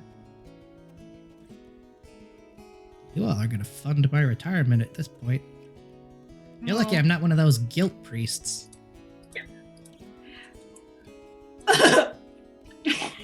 We all look at Brom. Brom looks at everyone else and then kind of skitters off nope, not even going to answer that. Not even engaging. It's better to go. Time to Okay. go. I recognize that Anyways. holy symbol. Keep walking. Mind your business. I see you. Keep moving. Get out. He's gonna answer. He's just like, nope. Get out of my church. Oh no, that's funny. Out of character, is this a reference to Solaire? That will be clarified whenever you make it to Okay. the research I lab. see you. Guess it's time to get moving, friends. Yeah, Time to can get we get moving. the cup smashers out of here now? Yeah, that'd be not a bad idea, probably. All of you make your way out. Standing at the donation box is Mashan on your way by. Thank you for coming to visit the shrine. Thank you for having us. Are they gonna expect us to put more money in? Yes, that is Brom the Dang already it. put idea. Brom already put 2 gold in, so he also makes a prayer. It's a neutral good god. Fine. Blessings of Amateur upon you. May his light shine upon your path. Guide you along your way. He, the true morning lord, she says just a little bit louder. Thank you. Thank you. Thank you. I give Ghana a gold coin to go put in it to make up for the stuff that she broke. Roll to see if you break it. Break more shit. She's a 3-year-old, okay? Don't blame her. That's why. Just happens around 3-year-olds, okay? Mashan has her eyes locked on the children anytime your hands are not directly on theirs. Mhm. We're having a stern talk as soon as we get outside. It's fine. I still remember the moment when my sister, the 3-year-old, swiftly and devastatingly destroyed all 3 of my large statues that I made Oof. by using them as stepping stools. Oh no. My award-winning art pieces. Oh Ruined. God. 10 minutes. 10 minutes. My sister trying to reach the top shelf using them to step on. I'm Oof. so sorry about the loss of your sister. Where's she buried? How Oh, bad? she trying to reach. The upper, she was. It's not worth mentioning, but I used to have like a room that had like some shelves. So it was like there was a lower area with like the statues in them because they won awards, and then there was a shelf that had like a big mirror and like some more stuff, and then there was a higher shelf, and I think she was trying to get to the mirror shelf and the high shelf. That's a hubris. She was a little devil, but yes. So you all exit. Now, what is the plan from here? I'm going to put you on the map just to make it a little bit easier to... To the map. It's the map. window? It's the map. It's the map. Can I just say the music throughout that entire interaction was hitting my Big fan. heartstrings. Big fan. So, Why haven't I been able to hear it? call out to Ulvesong. Ulvesong is a... they're a group that when I first started streaming Darkest Night, Brightest Light, I reached out to them to ask for permission to use their music in the stream because it was such a perfect mood for just about all sorts of wonderful things. And they agreed. So, and they're their own publisher, so there's no publisher to mess with. I know Cole's gone to bed, but I've talked to him about that. So there's no Nice. publisher that will give us a strike, and we are using the music with permission from the artists. So. Nice. That is so cool. Oh, I didn't know that. Yes. So their entire catalog is in the playlist that I remade, and the reason it's been on repeat is because I accidentally had every song in the playlist on repeat endlessly, so it was just playing one song over and over again. Love that. But yeah, the generic mood music, most of it is by Ulvesang. Cool. That's cool. No, that's Ulvesang. Got it. Shout out. Shout out. There, I fixed all the repeats. And now I have So, to hit yeah. that and hit that. Okay. So as a Yeah, sure. reminder, we're in Brinchender. Yeah, we got put back Correct. there. All right. Yep.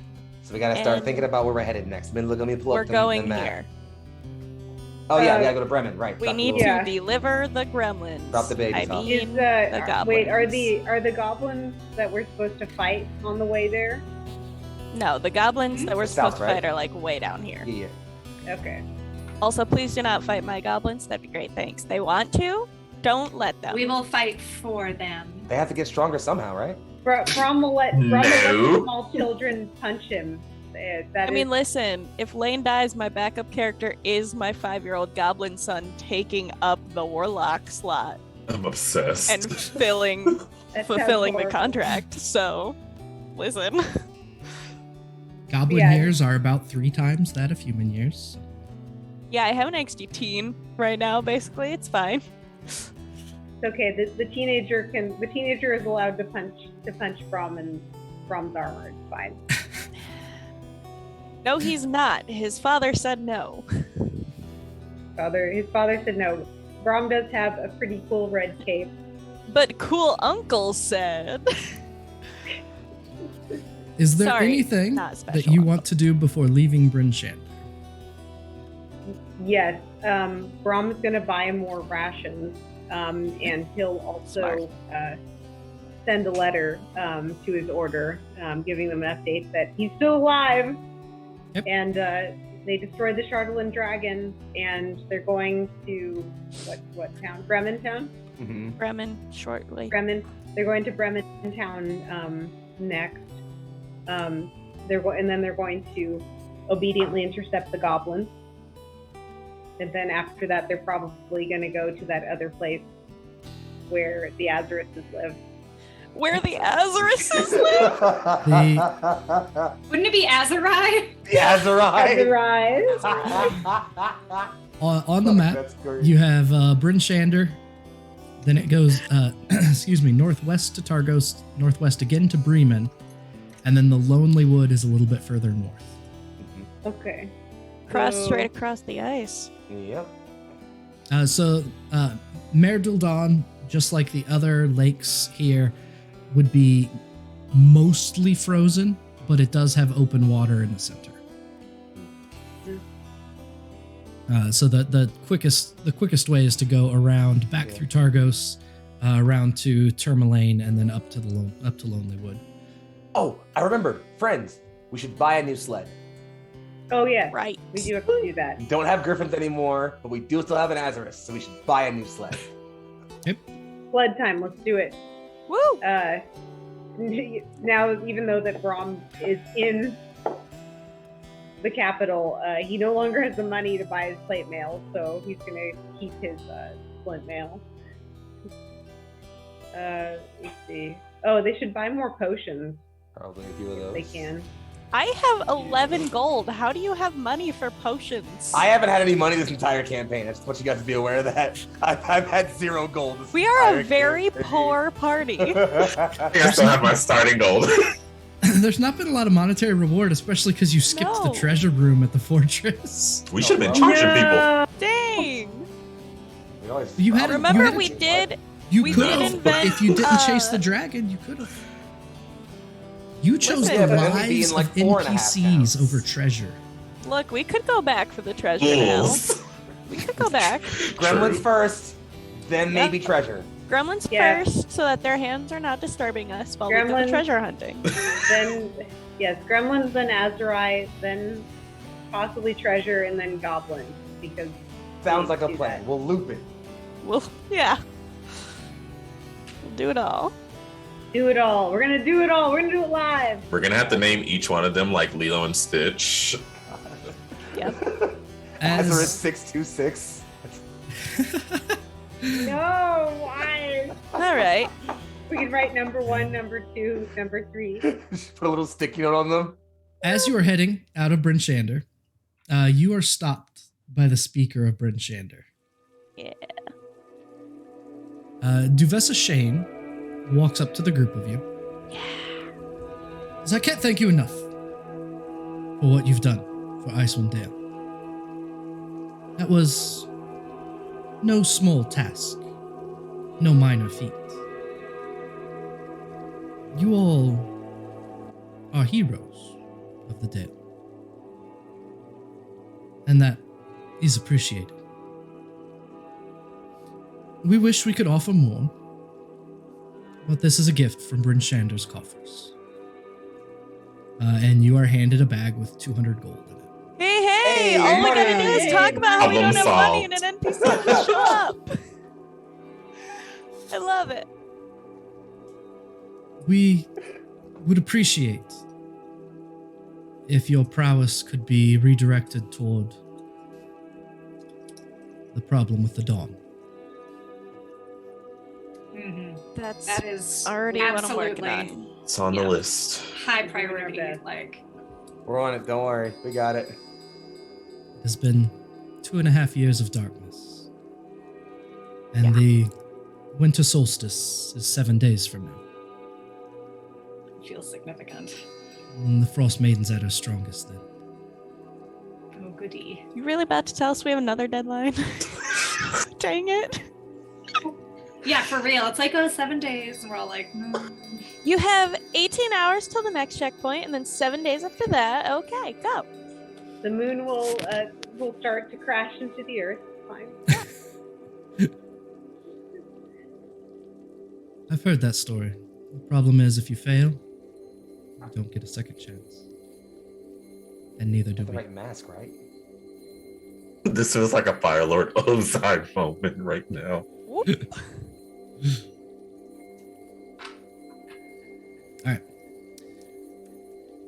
You're able to buy the whatever potions you can afford with the gold that you have.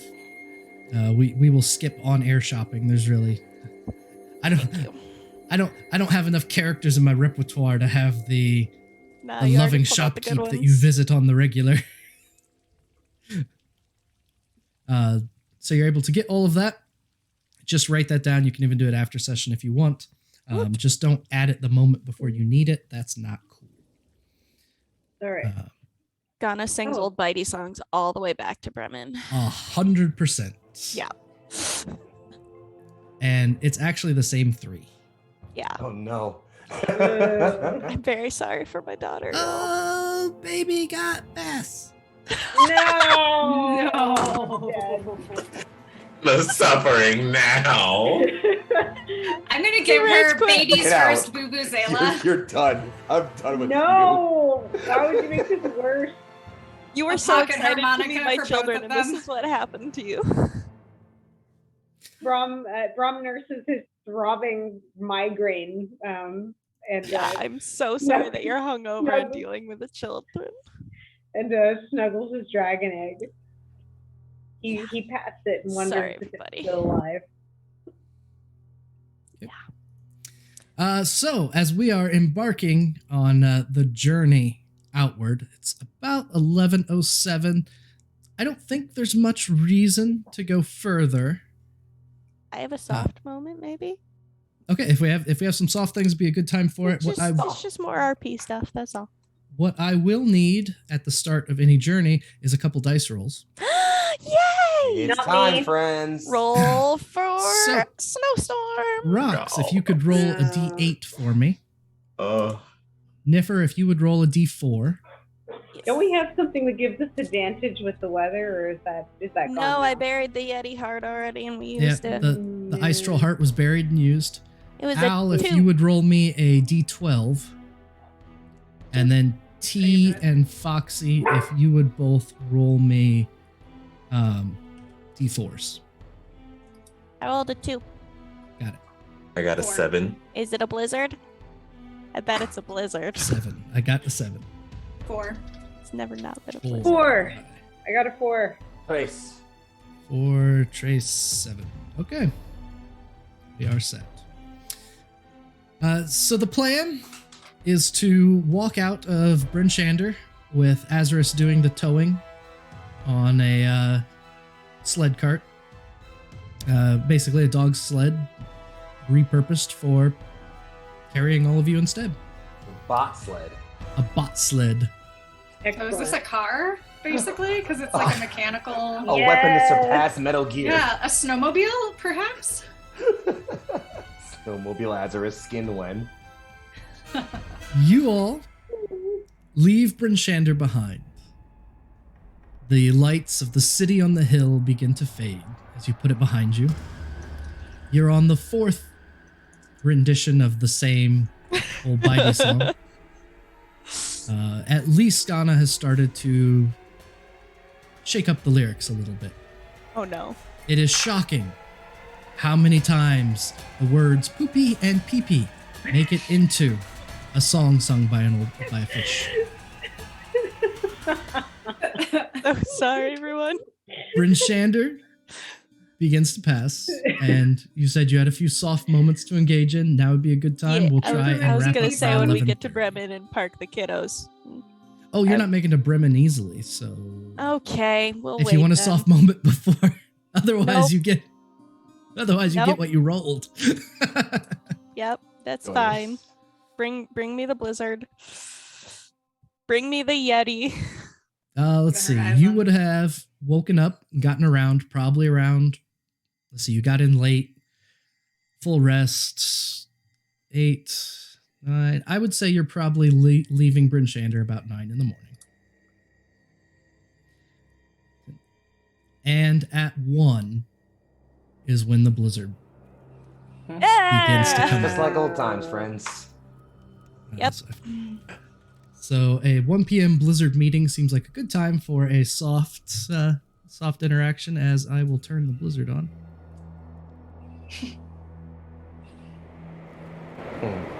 Oh, that's quite the blizzard. Oof. There we go. In an attempt to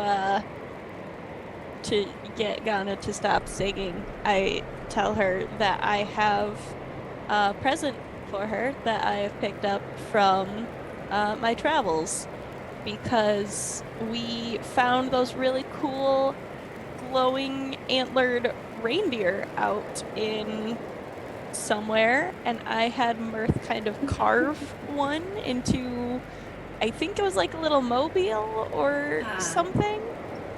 I can't remember what you had, but it was cute. Yeah, I had you carve the little glowing antler into something, so It's cold out here. When are we going to be home? I present her with this little glowing toy type thing made of carved antler and stuff. We're almost home, sweet. It's very glowy. I know. I found that, and I had Mirth over there carve it so that it was prettier. This came from a reindeer who had horns Thank you, dragon person. glowed in the dark. His name is Mirth. We're gonna call him Mr. Mirth, okay? Hey. Thank you, Mr. Mirth, dragon person. Mirth sort of smiles. He's been composing background music to the Poo Poo Pee Pee song for a while. And soft percussives that are particularly like good sounds. God. I'm but a humble bard, servant of the 3-year-old. It is the TikTok challenge where like just the little girl starts singing and everyone else adds on their instruments. Yes, it is 100% that. One of those TikTok chains where somebody starts like really adding to a dumb mean moment. Yeah. This kid's adorable. Yep. Thank you, Daddy. Yeah. Cause I'm dropping you off at home, okay? We're gonna make sure that you're safe home, but then I have to keep going back to work. Okay? We can stay with Mercutio more? Mercutio's fun. Mercutio makes us pies for breakfast. I bet. I can't wait to see what you've done with the house while I've been gone. I decorated it. I bet you did. You stayed out of my room though, right? We're not allowed to go in your room. Okay. I can't wait to see what you've done.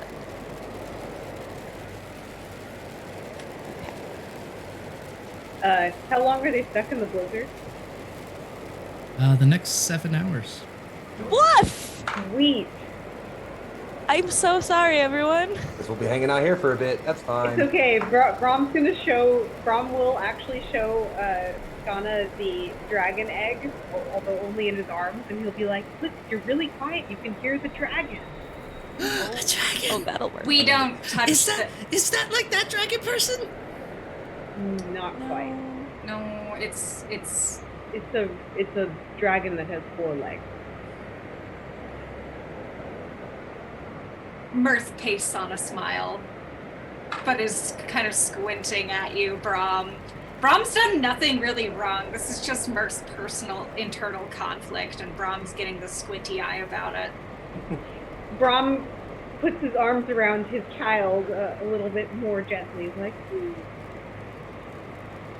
Mirth's eye twitches harder. Okay. I'm gonna play with the kids, distract myself.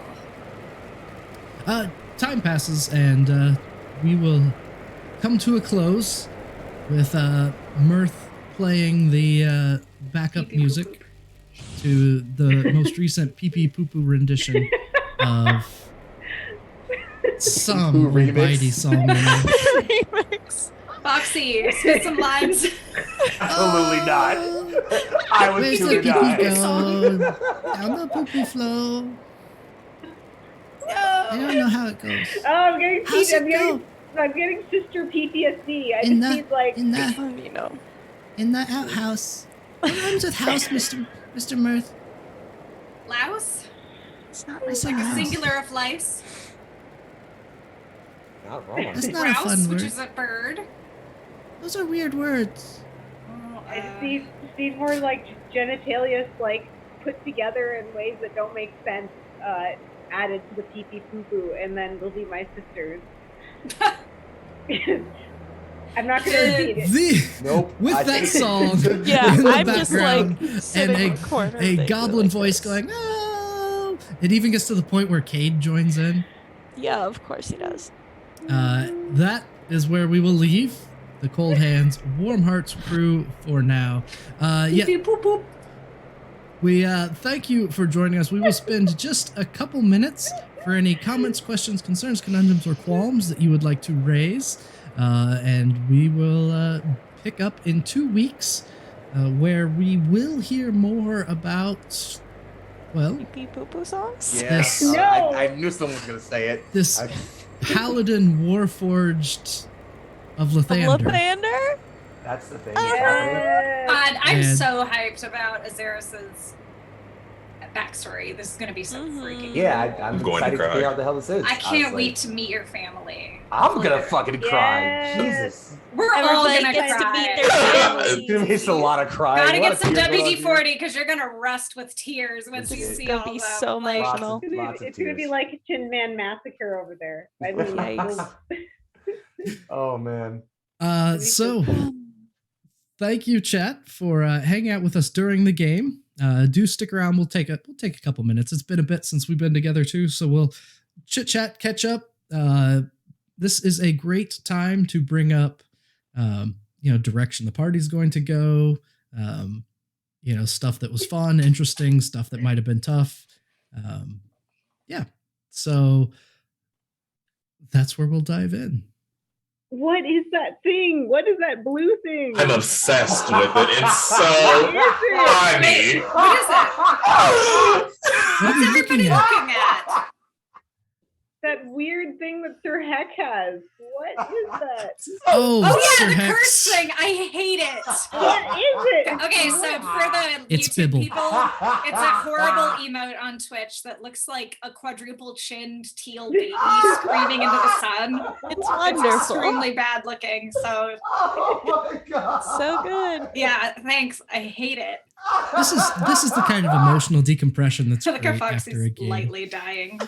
No, I haven't. Wait a minute. We have lightly killed It's Foxy so so many ugly. times. No, stop putting Stop that thing. posting that I hate nasty it. thing. Oh, I hate it. Oh god. All right, time to What put is chat it? in emote only. No, that's gonna make it worse. Please. Yep. No. Emote only. That's only gonna make it be a sea Yep. of the screeching babies. Oh my gosh, I am obsessed with it. Oh, it's What do so you- Are funny. you guys What do you think the crying? screeching teal baby is screeching too? Lathander. I've The Sir screeching Frostmaiden. steel baby is angry at God. It looks Honestly, like a cultist. It's a Chardlin baby. Honestly, that is kind of No. really close to the mental picture that I had for Ghana. Just saying. Oh my god. Oh. It's like, yeah! No, that is not. So Yeah, that's. what I'm hearing is we found the Pee-Poo remix mascot is what I'm hearing. Yeah. No. Last gen had Crazy Frog. What This gen is had this? the Yeah, I was Pee-Pee like, Poo this is Poo the guy. crazy frog version of Lil Feral Ghana's song. energy. Oh, Our group is feral today. It is. Yes, I think absolutely. this is the return that we needed, though. Yes. Yep, I wanted We to needed return the RP heavy wholesome. instead of combat heavy. There wasn't I mean, our last session was pure 3 hours of combat. The other It thing, was and a this lovely is return. I would say this is something I want to bring up. So anytime you introduce a new complex storyline, there are a lot of people, a lot of names, and a lot of dictation. I tried to spread it out over a couple different characters to kind of keep it from being just a monotonous checklist. Was that helpful for everyone? Yeah. Yeah. Like it. Yes. I liked getting thought to that meet was some cool new excellent. people. Yeah. I mean, first sessions back are always rough to kind of reset everybody back in and give them all like the hey guys, go back on the Right. quest kind of thing. So I think you handled that as best as anybody else could have, like it felt like well paced. I didn't feel like we were staying at any one scene too long, Last tip point, I forgot to say, Brom would check for letters, and Oh yeah, check the mail. he probably didn't get anything, but he'd Check check for anyway. mail from your And boyfriend. he'd yeah. ask at the inn if Sir Lejar had been seen around for no reason. The only information you got is Sir Lejar would have gone south a couple days ago. He's just like, okay, probably looking at the goblin. Hope he's okay. Man. Looking at the screaming baby. Screaming Yes, goblins. screaming teal. God, I hate that thing. No. It's so it. cursed. my baby. It's a cursed relic that is pixels on a screen that I wish I could just not have. It doesn't Just look any unsee. better when it's bigger either. Like I thought it would make It's more bad sense. at any It's size. I'm so posting great. it What are you everywhere. talking about? It's my Good. favorite thing. It's memorable. It is. Oh God. Look, I hate the that purpose thing. of Sure a good makes an emote. impression. The purpose of a good emote is to make people go, "What channel do you watch that has that awesome emote?" And that's where you go, And it's heck. Sir It Heckalot. works. And there it is. Yes. And There that's it how is. you- That's The that's special, free the promo. gift that keeps on cursing. All right. So proud. Okay. For the benefit of the party and going through some of the notes that Al has so helpfully tossed in there, This is amazing. there is it's not Mithril the metal. It's Mythalar. It's similar in a way that I almost wanted to change the name, but I didn't think I'd be able to remember to change the name in every instance because it comes up a lot in this adventure. Word. So it is the Ythryn Mythalar. That's a great name. Essentially, it is a big magic battery, maybe magic amplifier. Oh, there's so many Ys. Yeah. There are That's how you so know it's many fantasy. Ys. That's how you.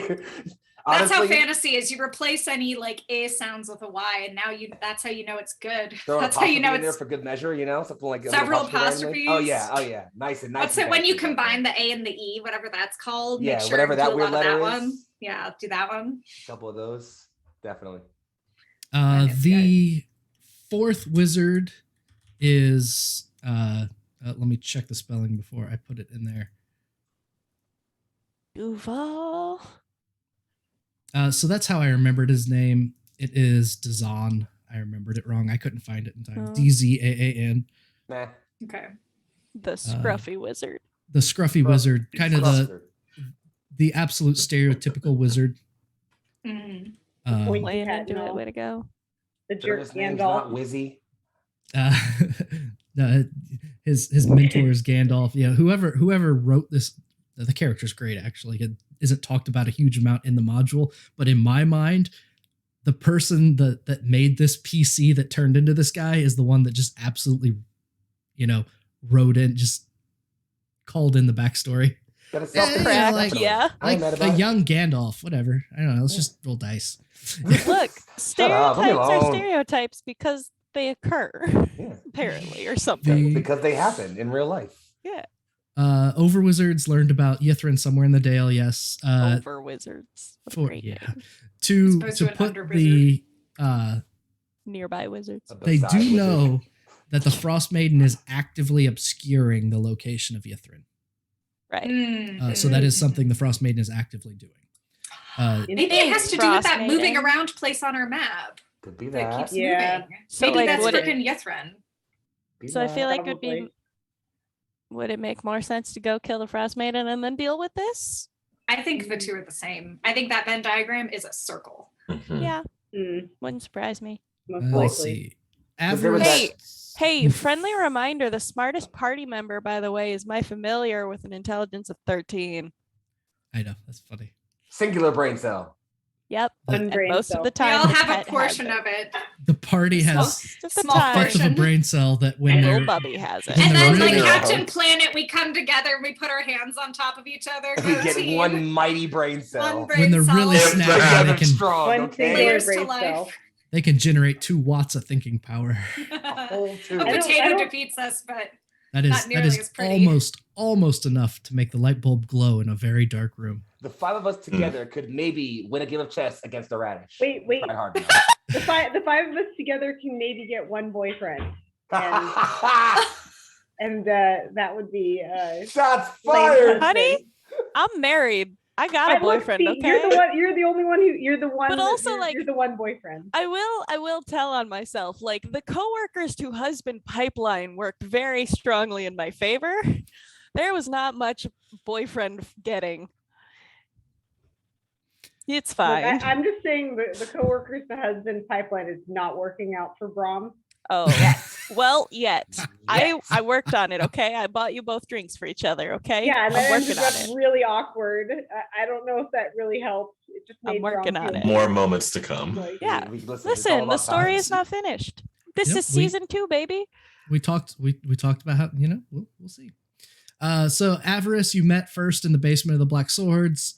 Avarice's Raven does know that Mirth's map is in Dang some way connected to finding Netherese artifacts, but wasn't pressed for any additional information. Nas, probably what I'd add to that is Nas stole Yelene's Professor Orb. Right. Yeah. Named, what was it named? Scream? hypothesize that the 4 members of the Arcane Brotherhood have different bird familiars. Because they got a raven and a Oh. snowy owl. So Yeah, that I wouldn't makes be sense. surprised There was if an they're. ermine. What- So there the was other there lady was has in an the ermine. in the not character knowledge opening scene, one of them has an Arctic weasel. Well, that ruins Has it. a what? A weasel. Arctic weasel. weasel. Never mind. Amazing. Well, Listen, you just slap some wings on that and suddenly it's It's a a bird. flying weasel suddenly. Yeah. yeah, It's this was. I'm basically a so bird. happy to see you all. This was baller, and thank you for your patience. That Mirth was doing a lot of yakking, but Al was desperate to get their shit together. So I was really trying to make sure we actually had our notes because I know that we're going to be doing. No, that was Lot so more. good. Yeah, thank you. You I- are Appreciate it. wonderful. Yeah. I Independent. made a New Year's resolution to take notes too, so I'm really glad that we all have a lot of good source Scan of them income now. in. I know, Scan. right? I Yes. didn't take notes because I don't. That's okay. So That's fine. Thank you, so I everybody, for s- putting up with my in-character kids too. yeah, I love them. So cute. Very glad you had that moment, honestly. Even It was if they very looked sweet. like the baby, the teal baby. I misspelled Vertiligo on Avarice, but that's the 4 wizards that I just put in the chat. Maze. Let's see. Find And Nas. red wizards of Thay are not so nice people. is what I Everyone, heard. all everyone know that the Red Wizards of necromancy. Thay are not nice. The Arcane Brotherhood are selfish, but the Red Wizards of Thay are actively not good. Yeah, they're like the worst actually. So, But he is a Brom does former. Not like He him. is- Listen, I'm He's just glad former. there are people here who know D&D lore, so they could be like, so that's this thing, and I'm like, aha, cool, got it. I don't actually know any D&D lore, but in our Thursday night game, all I know is we hate the Red Wizards. Murder them on sight. Well, fair So enough. Every I- time I've asked to play a red wizard or an ex-red wizard, my DMs have refused, and that is fair because it is complicated it's to like- play it's one like of a- those. It's like a gang Okay. war kind of thing, Trenches like in color, plots. like color war kind of thing. Like you can't wear Uh, blue around them too long, and like shots get thrown. Like what? I don't know. I've never played one. All right, fair enough. I don't know. Just wondering what the beef is. If Brom was a real paladin from Impiltar and not a weenie, he would probably kill Red Wizard of Thay on sight. I'm just saying, like Brom's boy. not a weenie. his bro stuff, Sir Lejart would probably kill Red Wizard of Thay on sight. His because what? His future husband? Yeah. I'm just saying, like the in Ilpitar, they're supposed to kill them on sight, pretty much. Good work. Like any devil worshippers or demon worshippers, any nasty beasties that are inherently evil, like fiends and such, they're supposed to kill on sight. And anyone who is like a cultist, they're supposed to kill. It's just Brom is too soft. Okay, but don't you call my boy a weenie, all right? He's at least minimum a full-grown wiener. Also, given that fiends Cheese. Also, given that fiends are on your list, thank you for not targeting my children right away because oof, a 7-hour blizzard with a 9-year-old singing. Oh, well, at least they'll be quiet for a little bit trying to hear the dragon egg, because I've done that to children with duck eggs, where I'm just like, if I were feeling better, I would have actually sung to the kids to keep them shut. But all right, pretend. He sang their lullabies. Conserve your body. Brom will endure being super hungover for 7 hours. You have to put up with my kids while you're hungover. Yep. I'm so sorry that I did this to you. It is right at 11:30. Thank you for hanging out. The couple minutes after is something that is always important to me. It's this time just kind of to decompress a little bit. We're all friends at this table, and it's fun to play these games, but it's also important to take a moment just to step back and it's just kind of enjoy being in each other's presence outside of the game. It's a way for us to decompress what happened, things that went well, things that didn't go so well. So it's an important part for me. So especially Infamy, first time chat. Thanks for saying so. This is part of our game. And that is, someone can screenshot that as the first chat being a very important milestone in the development of the party. All right. That's it for us. We will be back in 2 weeks to see what can be found at the Lonelywood. And as I have promised a couple people interested, we are going to try and get to the Lonelywood and get a little bit more information about the Paladin Warforged of Lathander that came from there. Yeah. Yes. So we will be back to learn about that. You have 2 weeks to watch the year-long Darkest Night, Brightest Light campaign for backstory. And if anyone does that, can you tell us how we got the fast travel ability? Because we don't remember. Yes. So that'd be great. I gave the party fast travel and don't remember how. None of us remember that. So if any of you are watching, take notes on all the magic items. Well, yeah. Just tell us. In Darkest Night, Brightest Light, it was Strahd that gave you guys the fast travel. But here, the strings were from Strahd. But so, Purple Phil, and you may be able to help. We had written down in the Cold Hands, Warm Heart campaign that I gave them some kind of fast travel. But because I never record the magic items I give the party, I couldn't remember when I gave it to them or what it was. It could be. It might be a crystal. I mean, this is Icewind Dale. It was probably a crystal. Most things here are crystal. Probably. Most things here are crystalline. But anyway, we'll sort that out. We're walking at the moment anyway. So, that's kind of how I felt. Purple is like it was something, but I don't remember the mechanics of it. I did a search and it says you have a magic item which now allows up to 8 creatures and their gear to teleport to Avarice's location and also serves as a way to communicate with the tiefling. And that's it. Then that's the stone. The talking stone will let you teleport. Is to also Avarice. It's also a walking stone. The Rocky Talkie is also the Walkie Rocky. I am going to Roblox myself. So you have a Rocky Talkie Walkie Rocky. Yes. So that stone, the one you have from Avarice, will teleport you up to 8 people to Avarice. The one you have that's Vellyne's will teleport up to 8 people to Vellynne. So that's the Amazing. fast travel that you have. It's So very you're gonna have to limited, kill her pretty quickly. I mean, Yep. what? but you can Yeah, know where they're at bummer. and you can teleport to them. Cool. I'm Yep. so sorry. Thank you Foxy. so much, It's okay. DM. You are Yep. the bomb. Like- This was oh. a great Yeah. game. Important to note, Vellynne didn't tell you that the rock can do that. Oh, It's So we better okay. be discreet with our knowledge so that she doesn't confirm what she already knows, but we don't know. What if we She just knows. rub it really hard and hope for the best? That's a plan. No. Thank you for the No game. comment. All of you are awesome. We are going Good to be end back. the I night, missed you though. all. Yeah, We'll be this back in was- 2 This weeks. is real good to be back. Thank you for joining us. Thank you for decompressing with us. We will see you in 2 weeks. And until then, there is one rule and just one rule. Oh, wait, no. We have to do outros. I is there always a forget second- outros. is there a I'm second not going to rule? forget outros. The second rule is don't The forget second outros. rule is outros. Second rule is Okay. don't Good forget deal. outros. There it is. Yes. Okay. Sir, heck, yeah, I'm so bad at outros. So bad. So we're going to do outros. Thank you. Remind us who you are, what you're doing, where we can find you next. We are going to work our way around, starting with Foxy.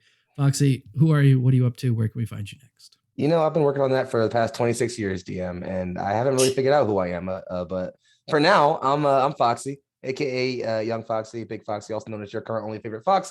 You can find me on Twitter sphere at BIG_FOXXII. I dunk on right wingers. I slay fascists. I have a good time doing it. The next place you'll see me live will not be tomorrow because we're recording Core Hearts off stream, but Sunday I'll be back over on Neon Lights Roleplay for the Violet Sea. We got in some trouble session 1, and so session 2 will resolve that trouble we got into.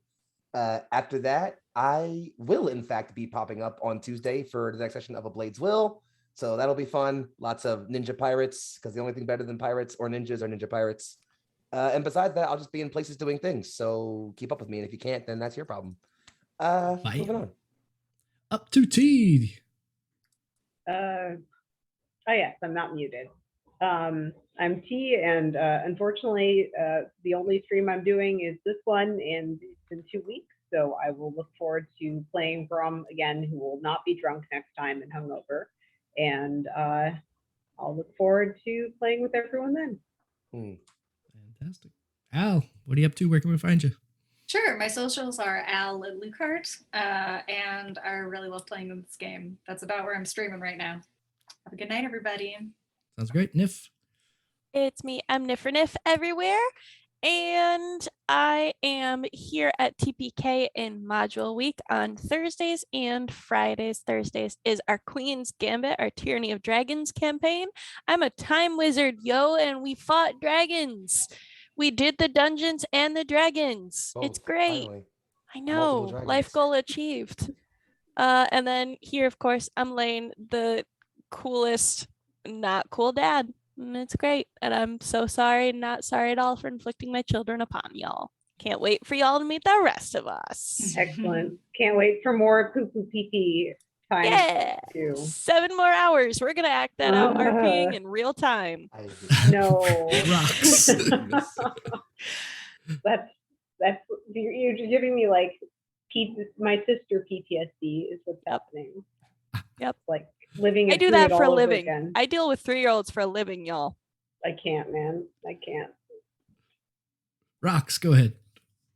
Hi, everybody. My name is Rox. You can find me on Twitter and Twitch at Wizard King Rox. It's a little quiet right now because I'm trying to focus on, outside career, so I can make money and do something that is not a desk job.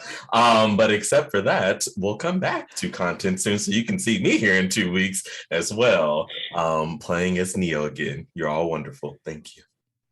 And I am the last hit point hero. You can find me, let's see, not next Tuesday, but the Tuesday after in Oathsworn, where I play Thrynos, the sometimes very happy, sometimes very sad Siren Sorcerer.